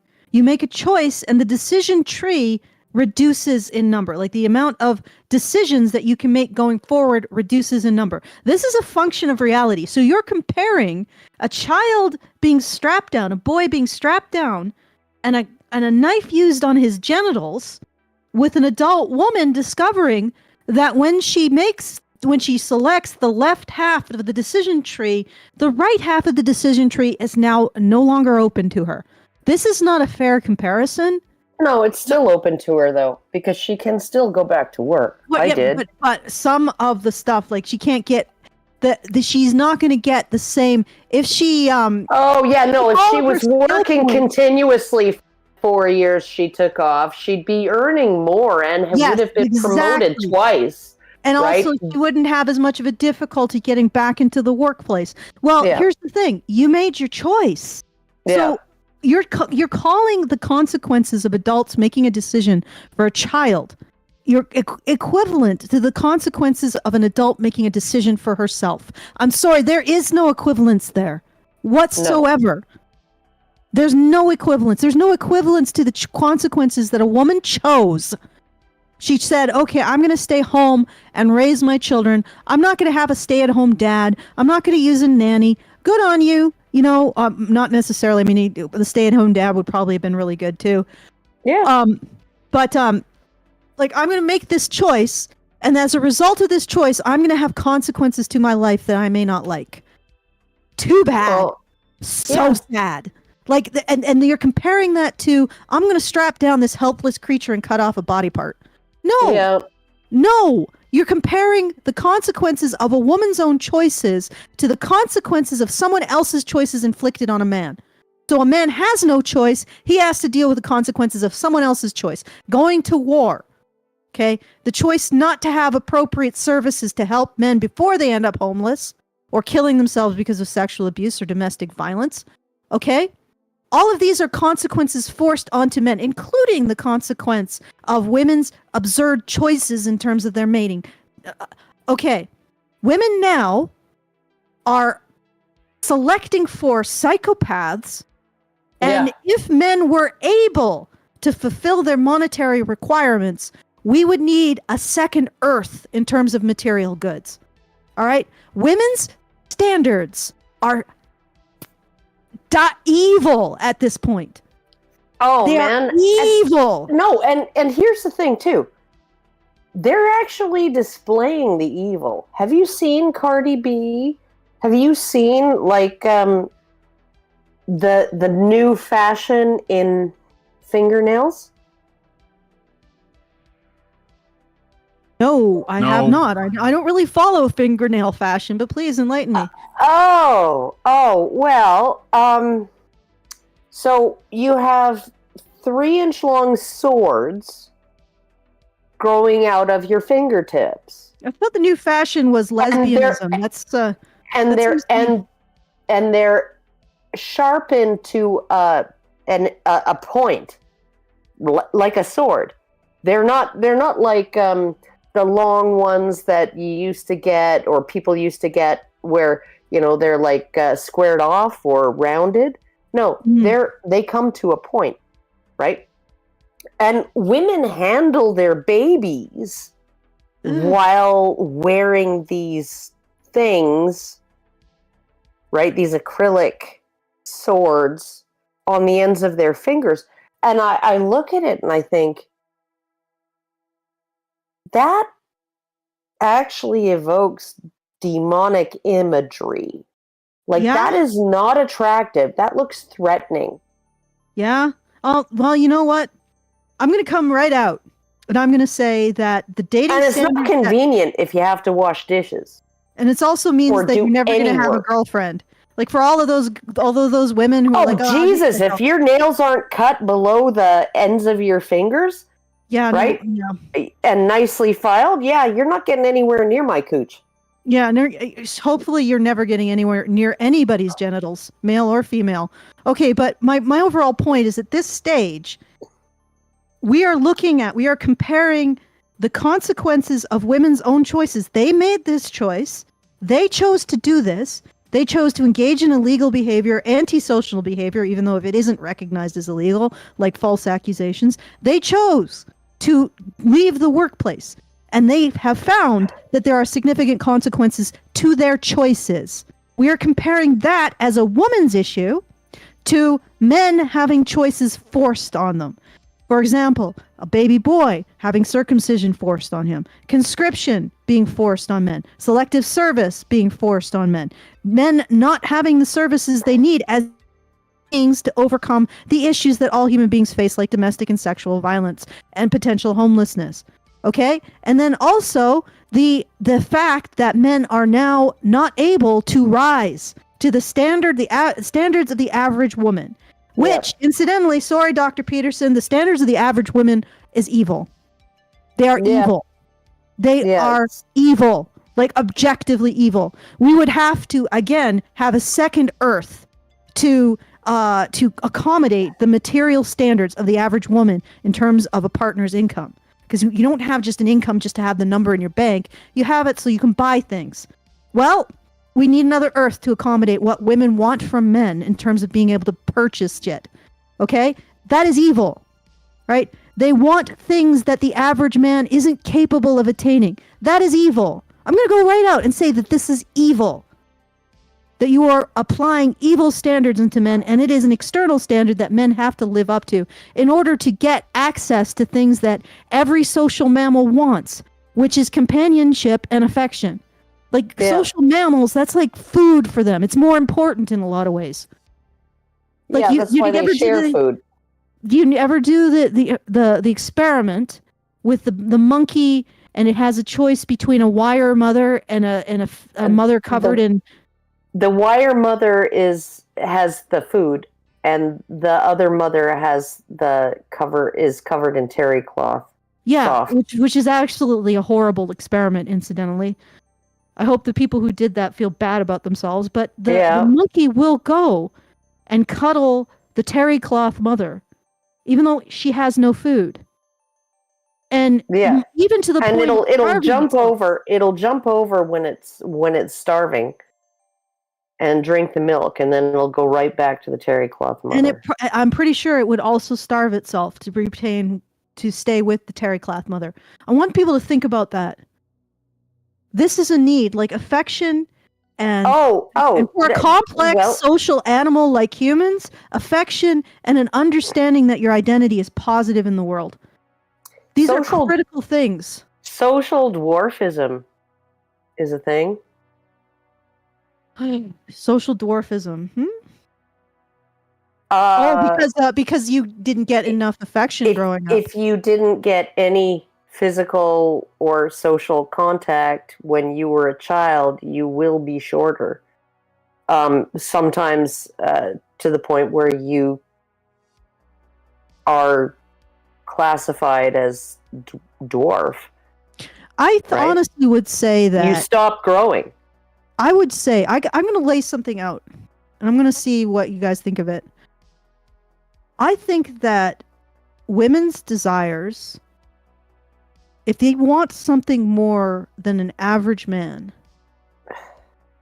that is morally wrong. I mean, in terms of if they have expectations beyond wanting just a man. Because if you think about it evolutionarily, pair bonding species, that's the win condition for a pair bonding species. Is it fair? Or should you get more than what the average man can provide? Because, and I want also to point out something else. Those societies in which the average woman accepts what the average man can provide her are the most successful societies, the most peaceful and the most prosperous. Yeah, they're the ones that engage in periods of growth. Yeah, they are the ones that grow. They're the ones that are peaceful. They're prosperous. They have the most place for the most people.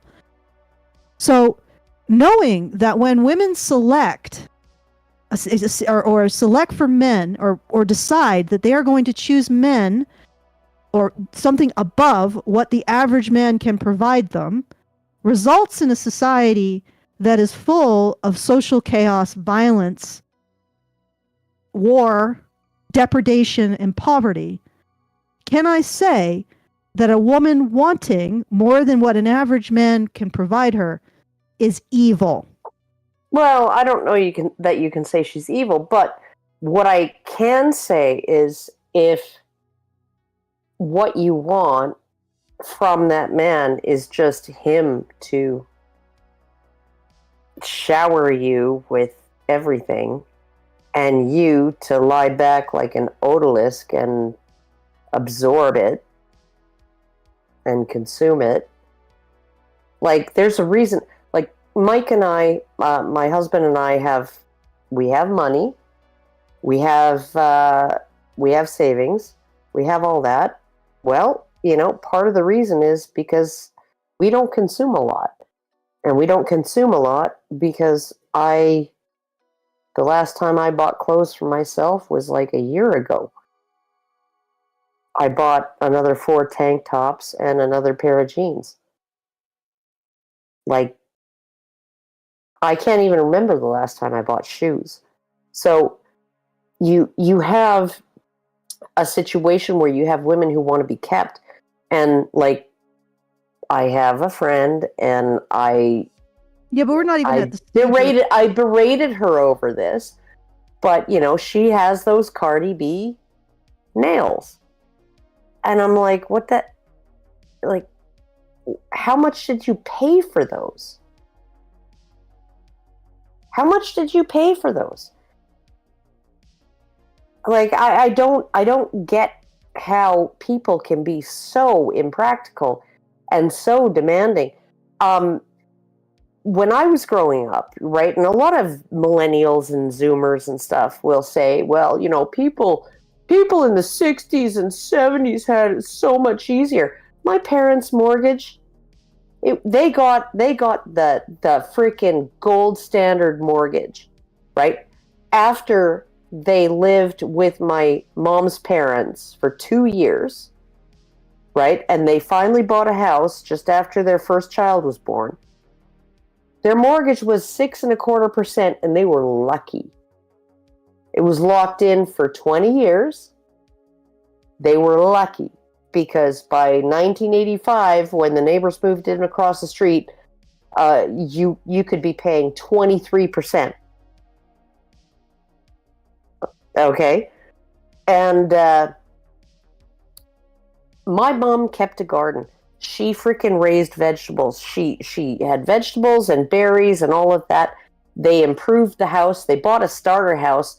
They didn't sell it when they were ready to move on. They expanded it. They improved it, right? All of that. And they didn't pay people to come in and do it. They did it themselves. My mom cleared sod for a 2-car garage, cleared the ground, dug it out, right, by hand, hauled all that shit to the curb. Then my dad borrowed a truck from work and hauled it off to the dump, right?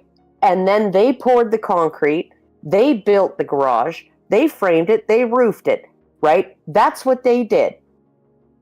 Okay, and they retired millionaires. But they worked their fucking asses off. My dad worked 12 hours a day as a heavy-duty mechanic. My mom did bookkeeping part-time for a couple of local businesses, and she babysat for money, and she fed local kids lunch for money. Right? And that's how they lived the entire time I was growing up. I was 6 years old when I learned how to bake bread. I was 10 years old before I tasted store-bought bread. I think you're not getting quite what I'm saying. No, what I'm getting at is my mom married an average man, and they both worked their asses off. And she didn't expect to be just taken care of. Yeah. Right? She worked her butt off. Even though she wasn't necessarily earning money, she was saving money. Yeah, and they built something together. And that's why a society in which an average woman chooses an average man on average is a very successful society. Okay? That's what I'm saying. And the society that the women are constructing through their choices is not going to be a successful society. And that's why I'm saying, can we call that evil? Well, I don't know that we can call it evil, but I do think that we can call it stupid and self-destructive. Okay, well, maybe you have a problem with the word evil. I would go with evil. Like, why does the average woman think she deserves more than the average man? Why does the average woman think she deserves as much as Angelina Jolie? Yeah. Like, or even, like, yes, exactly. Why? And why can't we say that to want anything more than the average man is, okay, you say it's stupid and self-destructive, and you're right. How about evil? And I'm gonna say that if it's something that's going so profoundly, like, you can kill a person, sure, that's considered evil. You can rape a person, okay. How about raping and killing an entire civilization? Yeah. Okay, it's evil. Fine. Yeah, I win. Okay. So, we've been going for about 2 hours. Do you want to? Well, okay, let's do a time check. You want to do another one of these, because there are some other good parts, but it's going to be like another 2 hours if we. Yeah, no, I do want to do another one of these. I want to hear more of what Bryan Caplan has to say. Yeah, he's interesting. And I want to hear a little more thrashing and struggling and grasping at straws from Chris. Very amusing. Yeah, no, Chris I know Williamson. it is funny, because I just want to say, since we're on this, I definitely want to come back more around to doing more of this. Bryan Caplan seems pretty goated in my opinion, but the goat. Yeah, he's pretty goated, but with Chris Williamson, we did another response video to a Chris Williamson. I think it was the date psych one. I think we did two episodes of that, right? Now, I looked through the comments while you guys were rambling on the YouTube videos. I didn't see it there, but it maybe it's, for whatever reason, it's hidden. we don't ever hide any comments or whatever, but sometimes YouTube does weird shenanigans. But yeah, it also YouTube might is, have like, been really annoying. Yeah, but it also might have been a comment that somebody sent me in the Discord, like maybe in the show reviews channel or something. But they said that Chris Williamson, while he likes to discuss gender issues, feminism, men's issues, etc., it seems like he does everything that he can to avoid actually talking to like MRAs or people from the manosphere. And the reason is because I think that he's worried about the PR, the optics of doing that. He does have, I'm sure he's got feminists in his audience and all that, but I think that he has like this low opinion of the manosphere as a whole. And I mean, some of it on some people obviously is warranted, but what this results in is that he avoids actually like talking to like the best people. And the reason why I'm bringing this up is because it's great that Bryan Caplan, probably not a part of that like, you know, environment, but he's bringing all of the receipts that we bring. And so now he can't avoid it, right? Like this, it's here now. I don't know this video. I don't know how many downvotes it got, or if there's like feminists freaking out in the comments or anything. I just glanced at it. There was a lot of support for Bryan Caplan's side, but we should take a tickle to the comments after we finish going through the content. No, this guy is based and clear-pilled. So like far, he's bringing all of the deep lore up. Yeah, no, he's in a very clear way. Mm-hmm. He's definitely he knows his shit. Yes. And it is not fucky. Yeah. Language. Yeah. Yeah. No. I'm sorry. Language. I was doing a compliment, but you first. Yeah, Okay. he's actually got a really good idea of what's going on, and what's going on is not 1,000 years old, it's not 4,000 years old, it's not 10,000 years old, it's not even 2 million years old. What's going on right now is 2 to 5 million years old. Kevin, get out of the fucking kitchen! Language. Okay. Well, she doesn't know how to behave. Yeah. She's a woman. She thinks she can get away with anything. Okay, so I'll do a shout out. Once again, we are doing our monthly fundraiser. I want to do a final thank you to everybody who supported. There hasn't been anybody new, so get it in the next couple minutes if you want to thank you on air. So we Great Indoors gave us 50. Math Freak gave us 100. Woo! Yeah. No, I mean this is throughout the show. Phil again 100. Meredith 100. So thank you all to all of our very generous supporters. Once again, if you wanna join them in the last few minutes of the show, go to feedthebadger.com/support and put something through. I see that we did get a super chow, so we probably should do that. Yeah. And then we will do a time check, and maybe tomorrow sometime. Tomorrow's Monday. Yeah, I'll ask you about it afterwards, but let me read the Super Chow first. Richard B. Air gives us $5 through Super Chow. Thank you, Richard. And says, women don't have to be satisfied with an average man if John Cena on a podcast has admitted to getting jiggy with a woman who was overweight in the 200 plus pounds range. I don't know if you wanted me to play the John Cena sound for you because you put it in there. God. He always asks for it, though. His name is John Cena.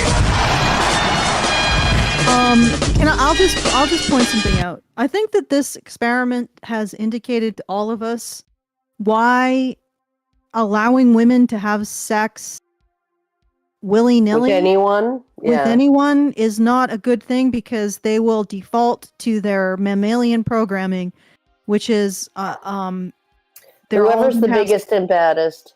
Yeah, with whoever has the biggest rack of antlers. It's not just so whoever's they default to might is right. Is that what you're saying? No, it's not just whoever's the biggest and baddest. It's also whoever has the most bitches, right? Yeah, that's really and crazy, they've shown this. they've shown this with multiple species, right? I will draw your attention to the peregrine falcon experiment, okay, where they stuck a male and a female peregrine falcon in together, and she rejected him. She was just like, no, never, right? And then they brought in a bunch of taxidermized female peregrine falcons who were all looking adorably, and they positioned them to all gaze adoringly at the male. And then the female was like, oh, maybe he has hidden depths that I didn't realize. And she just presented her bottom and her tail feathers, and they got it on because other women were attracted to him. Yeah, and that doesn't really he got make into those hidden depths. Oh yeah, no, right, and I don't know if it's as hidden as the duck vagina, but also enjoy your duck vagina at Christmas, Allison. It's corkscrew shaped. Okay, that just use it to open a bottle of wine. That just made my potential enjoyment. That just reduced it significantly. Okay. Yeah, because duck rape. Yeah, now I'm gonna think about that. Okay, all right. My finger hovered over the language button, but I wasn't sure to push it or not. But just don't worry, Allison. Duck rape is a less dire end than duck murder. And yeah, but crispy duck if skin. you think about it, crispy duck is duck murder. Yes. So you're bad and you should feel bad. Okay, well, that is always the takeaway. I just wanted to say that what I mean by, I think this is an illustration of allowing women to have sex with whomever they want. Just sort of goes the same way as allowing men, which never really happens anyway. But if you can imagine that, if men had a choice, maybe they would all prefer to have sex with supermodels. Oh, really? Yeah. You know, like, honestly, did we think that this was going to have an... Okay, the takeaway is that women are mammals. They have base instincts, just like men. They are immoral when they're not held to a standard, just like men. Okay? There is no angel in the house. The angel in the house was always a baboon with an estrus inflamed ass. Okay? That was your angel. Face it, Chris. That's your angel. Okay. All right. I believe they call it a sexual swelling. Yeah, whatever they call it. That's what our society basically has come down to. Yeah, I think it is. The lowest common denominator of female instinct. Yeah, and there was a time, I think, that, like, romance novels provided a stopgap, right? Because there was a time back in the 1980s or something, right, when women who read romance novels were actually happier in their marriages than women who didn't. And I think it was just because it kept the motor running, right? You know? And it just kept them thinking about sex, and so therefore they were more interested in having sex.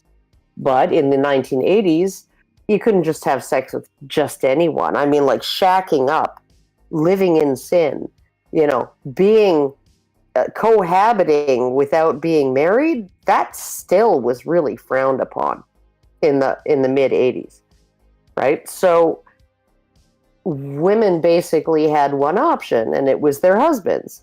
So they'd get themselves revved up, they'd get themselves all warmed up, the engine's going, it's running, it's like, ooh, you know, and then they'd go and they'd do the deed with their husband, and it kept their marriages happier, and their marriages lasted longer, and everybody was more satisfied, And right? happier. Yeah, because women were given the option of reading about people having sex, but weren't given the option of going out and doing it themselves willy-nilly. Which, maybe the fact is that maybe it should be a situation where a woman has to select a single man to be able to access the pleasure of sex. It would be nice, because maybe we should see it that way. I know that sort of confuses conservatives. But maybe it's men's sexuality that tames women. Possibly. Maybe. Ooh. There you go. Maybe it's men's sexuality that takes that screeching baboon with the estrus-inflamed ass cheeks and turns her into an angel in the house. All right. It's a sexual swelling, Allison. It's estrus-inflamed ass cheeks, Karen. No, it's not her ass cheeks. It's her vulva. Yeah, but the vulva doesn't. The really ass cheeks get inflamed. Okay, they get inflamed. They get red. They flush. Right? Yeah. No, it's the vulva that is the. No, I don't. The puffy part. Okay, but it's the butt that gets red. In baboons. The butt gets red. Okay, your cheeks get red when you're turned on. Okay, not your anyway, butt cheeks, I think everybody gets what I'm saying. Okay, yes, everybody gets it. Not spurg out on this one. I'm spurging out because you just don't understand the biology, Allison. It's just an image, Karen. It's just like it's a vivid image. I'll be a baboon's bare-assed uncle. Oh, yes, boy. exactly. It's a vivid negative image. All right? So I'm just putting it out there. Maybe this is something conservatives can chew over. Men's sexuality tames women from the screeching baboon with the estrus-inflamed ass cheeks, or M plus vulva, okay? Vulva. Into the angel in the house. I just want them to chew over that, because I think that's going to be a puzzle that will really make them think. Right away. I'm pretty sure feminists just lost the ability to think it like estrus. Well, conservative men, right? And here's the thing, right? There are rules, and they like the rules, and the rules have been around for a long time. Yep. Right? And they like those rules. They don't necessarily understand why they work, right? So they'll go like 1 layer deep, 2 layers deep, maybe 3 layers deep to figure out why. Why are these rules? Why have they stood the test of time? Why have they persisted? Right? But they don't realize how far back it goes. They think it goes back to the Bible, maybe to ancient Sumeria. No, the Bible, the people who wrote the Bible watched a civilization fall apart. Yes, but maybe ancient Sumeria, right? Maybe 4,000, 4,500 years ago, right? Okay, maybe that far back, right, is how they're thinking, right? And these rules, they work real good, and so we should keep them because we're content with them and we're happy with them because our conservative women also want to live by these guidelines, and so it's great, right? And then they don't realize that it actually goes back a lot longer, and that the rules were established to overwrite an older set of rules, and that older set of rules is 2.5 million years old or older, right? And the civilizational rules, right, the advent of invested fatherhood, which occurred when we climbed down from the trees and took up residence on the plains, which is a plant nutrient scarce environment, and we had to actually engage in cooperative hunting because any animal that was roaming around was probably big enough to kill you if you were by yourself. Okay?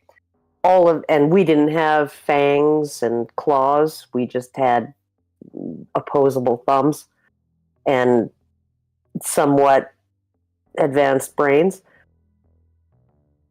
like we were stuck in that situation having to survive, and that meant pairing up. Yep. And if you didn't pair up, right? Well, your babies didn't survive. And like if you didn't invest in your offspring, your babies didn't survive. And if you didn't cooperate with the other males, nobody survived. Mm-hmm. And that was where we were. And that's where that layer of new rules got overlaid on top of the old ones. The old ones were the biggest, baddest, most sexiest, Brad Pittish dude is like who I'm going to present to every single time I'm in estrus.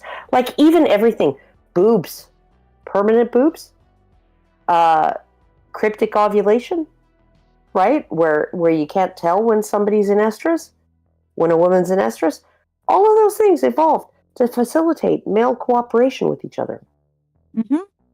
And when women decide to shirk their side of the bargain, we get a civilization collapse, which is why I say it's evil.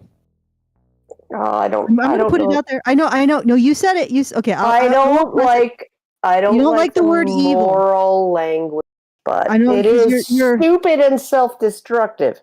Yeah, but it's not just self-destructive. It's destructive to the future. Okay? Yes. This is really what I want women to think about. Why do you deserve more than an average man? Pearl gets a lot of shit, but I think that's really what it comes down to. Every offensive thing she's saying is, why do you deserve more than an average man? Why do you deserve a better man, or what you think is a better man, than your grandma? Yeah. And when your grandma, chose her man in her early 20s and was married by her mid 20s and hadn't had sex with a whole bunch of other men. We didn't invent sex in Gen X, okay? So I'm sure that in the boomers and the silent generation and the war generation, they were having sex before marriage. Shotgun weddings all the time. Yeah, and she might have had a lover outside of marriage or before she got married, or she might have had a husband who died or something. Or she might have had a husband who she only married because she got knocked up. Yeah, but regardless, they made it work. She got an average man. Why do you deserve more? And this is what Pearl, I think, is really poking at. Oh, yeah. That's why they hate her. Yeah, it's why they hate her. And I mean, I wouldn't take the route of the body, the number of people you've slept with, or how you look, or whatever. I would take the route of, do you think that you are... What do you think you're entitled to? Well, not just entitled, just listen. Do you think that you understand men better than your grandma? Do you think that you are willing to provide something to a man like your grandma would? Oh, no. Do you think you have the morals of your grandma?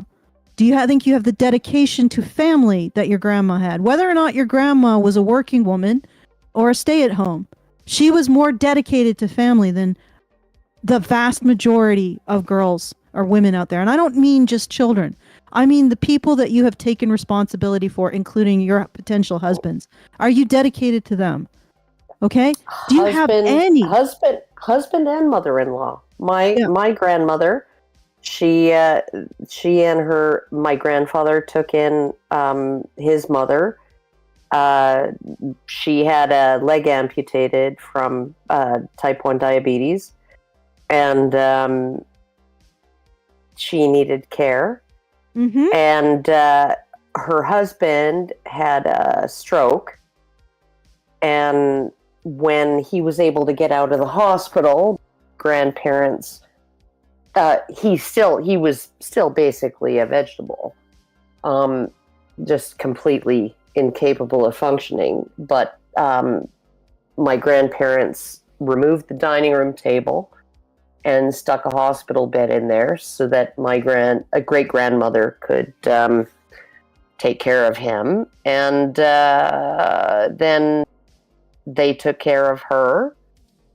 And then my grandmother took care of my grandfather after he had an aneurysm and a stroke. And basically, his last 7 years, he could barely speak. He could speak, but he had a hard time getting it out. And she looked after him at home when he was in that condition. And it's like, yeah, no, like would a woman, would today's woman do that? No. She'd be like, what, you want your mother and your father to move in, and your father's a vegetable and your mother's a cripple, right? And you want them to move in with us? Mm-hmm. Yeah, no, divorce. So what do you bring to the table? I'm not even like, Pearl will focus on superficialities. I focus on deeper things. How much respect, trust, and how much loyalty do you bring to the table at this point compared to your grandma? And now you want an even better man than she got, because she got an average man. I guarantee it. And this is the problem that I see with all the conservatives who are like, just wife up these women. These aren't women. Well, and with whom? Yeah, it's like, this is not a good deal for men. That's not just not a good, it's not even a tenable deal. Because if these men were able to wife these women up, our ecological crisis, it would be over in a couple years. Like, our environment would just give out because we just don't have the material resources to make these men attractive. What is expected for the bride price is so high at this point, we'd need another Earth. So it's just not tenable. It's insane. And the fact that women today are asking or extorting the future, they're basically saying, we're going to hold the future hostage unless you give in to our demands. 33.6 trillion. Yeah, give in to our demands for unobtainable things like enough material to provide enough material goods that we need another Earth for it. Plus, men need to be significantly better than average for us even to consider them. Like, this is ridiculous. It's insane. This is the whore of Babylon. That's what you're staring at. That's what conservatives are like, why can't you wife up the whore of Babylon? Well, because she's the whore of Babylon. You can't. You literally can't. That's like, and you know what? That's what's really interesting about the Bible and about the wisdom. Because again, these people watched a civilization go up in flames. They watched that. They watched the ends of the Bronze Age. Okay? And they saw what made it go up in flames. And there's a reason why they use the terminology, the whore of Babylon. Okay? Yeah. It's because women's choices made those civilizations go up in flames. Women's desire to be in a harem and not even have sex with the biggest peacock on the block, but just be in his like orbit. Vicinity. Vicinity of the biggest peacock on the block. Okay? That is part of what made the civilization fall into flames. Okay? That is the whore of Babylon. That is the mythologization of women's negative desires and how they impact a civilization in a destructive way. And this is what you're asking men to wife up. No. Just and the thing is that wife them up. Yep. The thing is that people like Alex Syke, these desires by women should not be indulged. Risk-adverse men should not have to change. I'm gonna say that, and the reason why I say that is because risk-adverse men are not just adverse to risks to themselves; they are adverse to risks to others. So, if you want to change risk-adverse men into less risk-adverse women, I want to point something out. Not every man who's less risk-adverse is a soldier or a fireman or an upstanding cop. Right? A lot of those guys, a lot of them are criminals, yeah. A lot of them are horrible, horrible people. And risk-adverse men who have aversion to risk towards others. Okay, so when we're looking at approaching women, it's not just a risk to rejection, it's also the risk of making her have an uncomfortable experience or making her feel threatened and afraid. And men don't like to do that. Those risk-adverse men are risk-adverse to her risks, right? Do you really want them to overcome that? Because the only way that risk-adverse men overcome that sense, that desire to ameliorate the risks of the people in their social group, the women in their social group, is by detaching from that social group and no longer regarding themselves as part of it. You push risk-adverse men into becoming less risk-adverse. The only way you do it is by alienating them from the people that they are concerned about so that they no longer care, right?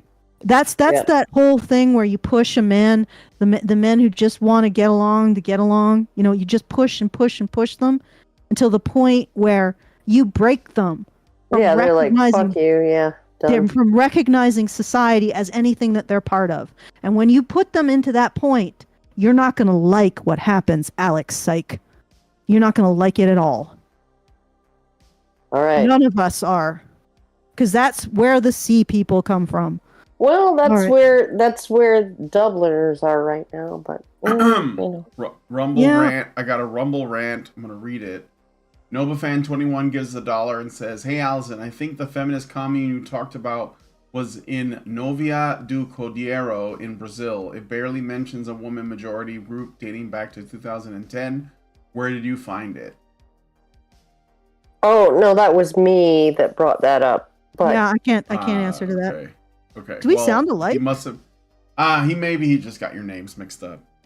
But thank you, Nova Fan, for the Rumble rant. Appreciate it. Yeah, I knew it was in some South American country. I thought it was in Brazil, but thought it might have been in Peru or Colombia or something. But it's been years, and they were basically needing men to come and perform labor.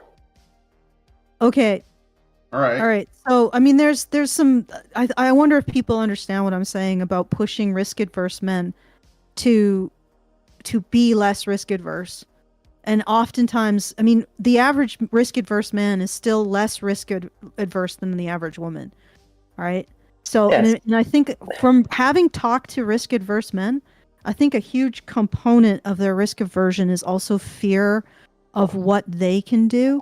The consequences of their actions onto others. So if you push them into a situation where they abandon that, nobody's going to enjoy that. Nobody. No. Like that is the option. We want people to pair up and have children, of course. If we can't get that, we do not want to push risk-adverse men who still care about risks to the greater society and other people in it into becoming not risk-averse. We don't want that, Alex Psych. We really don't want that. That is, the bad outcome is we all just sort of face a demographic winter. The worst outcome is that we face a demographic winter with a gigantic population of sea people stealing our shit and breaking our cheese wheels. Okay. Our cheese wheels. All right, so we gone for 2.5 hours. You guys want to I'm done. I'm good. I'm done. I've ranted a lot. I just want to remind everyone we're doing our monthly fundraiser. I know I'm really out there, I guess. I'm like saying things that are pretty extreme, I suppose. Oh, yeah, no. We're all very scared of you now, Allison. I'm an extremist of some stripe. I think what I'm saying is logical as far as I can tell. I think so. Societies follow women's choices in men. Yes. And when women make the choices that they're making right now, societies fall. And that is what is meant by the Whore of Babylon in the Bible. Okay? And I am amazed that the people who are even, I'm not a Christian, mostly because I don't want to identify with the church. But I'm amazed that people who devote themselves supposedly to the study of the Bible would ever tell men to wife up the Whore of Babylon. Like, can you at very least realize that that's almost an impossible task? Yeah. That's like asking a man to excavate a mountain with a spoon. Good luck. You know, Oh. if that's... Clean a latrine with a toothbrush? Well, that can be done. Clean a city's sewer system with a toothbrush. Oh, okay. Yeah, entire sewer system, top to bottom, with a single toothbrush. One man. All right. Okay. All right. I need to go because... BeTheBadger.com/support to help us out for the month. If you want to send us a message, if you think I'm really extreme and I should shut up because I'm evil now and you don't want to be associated with me. Oh, no, you're so evil, Allison. BeTheBadger.com/justthetip. The thing that's evil about you is that I have... I am so freaking on Benadryl right now, and I don't even understand how I'm still awake. So I'm trying to end the show to relieve your discomfort. All right. Okay, and if you want to tell us we're not screaming into the void, you want to tell me how evil I am and how wrong I am, feedthebadger.com/justthetip. I'm open to it. Maybe I'm missing something, but it seems like women's choices in men do have a huge effect on civilizations we have and where we go into the future. So feedthebadger.com/justthetip. And again, support us, feedthebadger.com/support, so we can continue to create this wonderful content that is very enlightening and apparently informs a lot of other people in what they say. All right, back to you, Brian. All right, so if you guys like this video, please smash like, subscribe if you're not already subscribed. Hit the bell for notifications, leave us a comment, let us know what you guys think about what we discussed on the show today. There's a link to the full interview in the description if you want to watch it yourself. Shout out to the Rumble gang, and we will talk to you all in the next video. Men's rights activists are machines, dude. Okay? They are literal machines. They are talking point machines. They are impossible to fucking deal with, especially if you have like a couple dudes who have good memory on top of that too. Holy shit, you're fucked.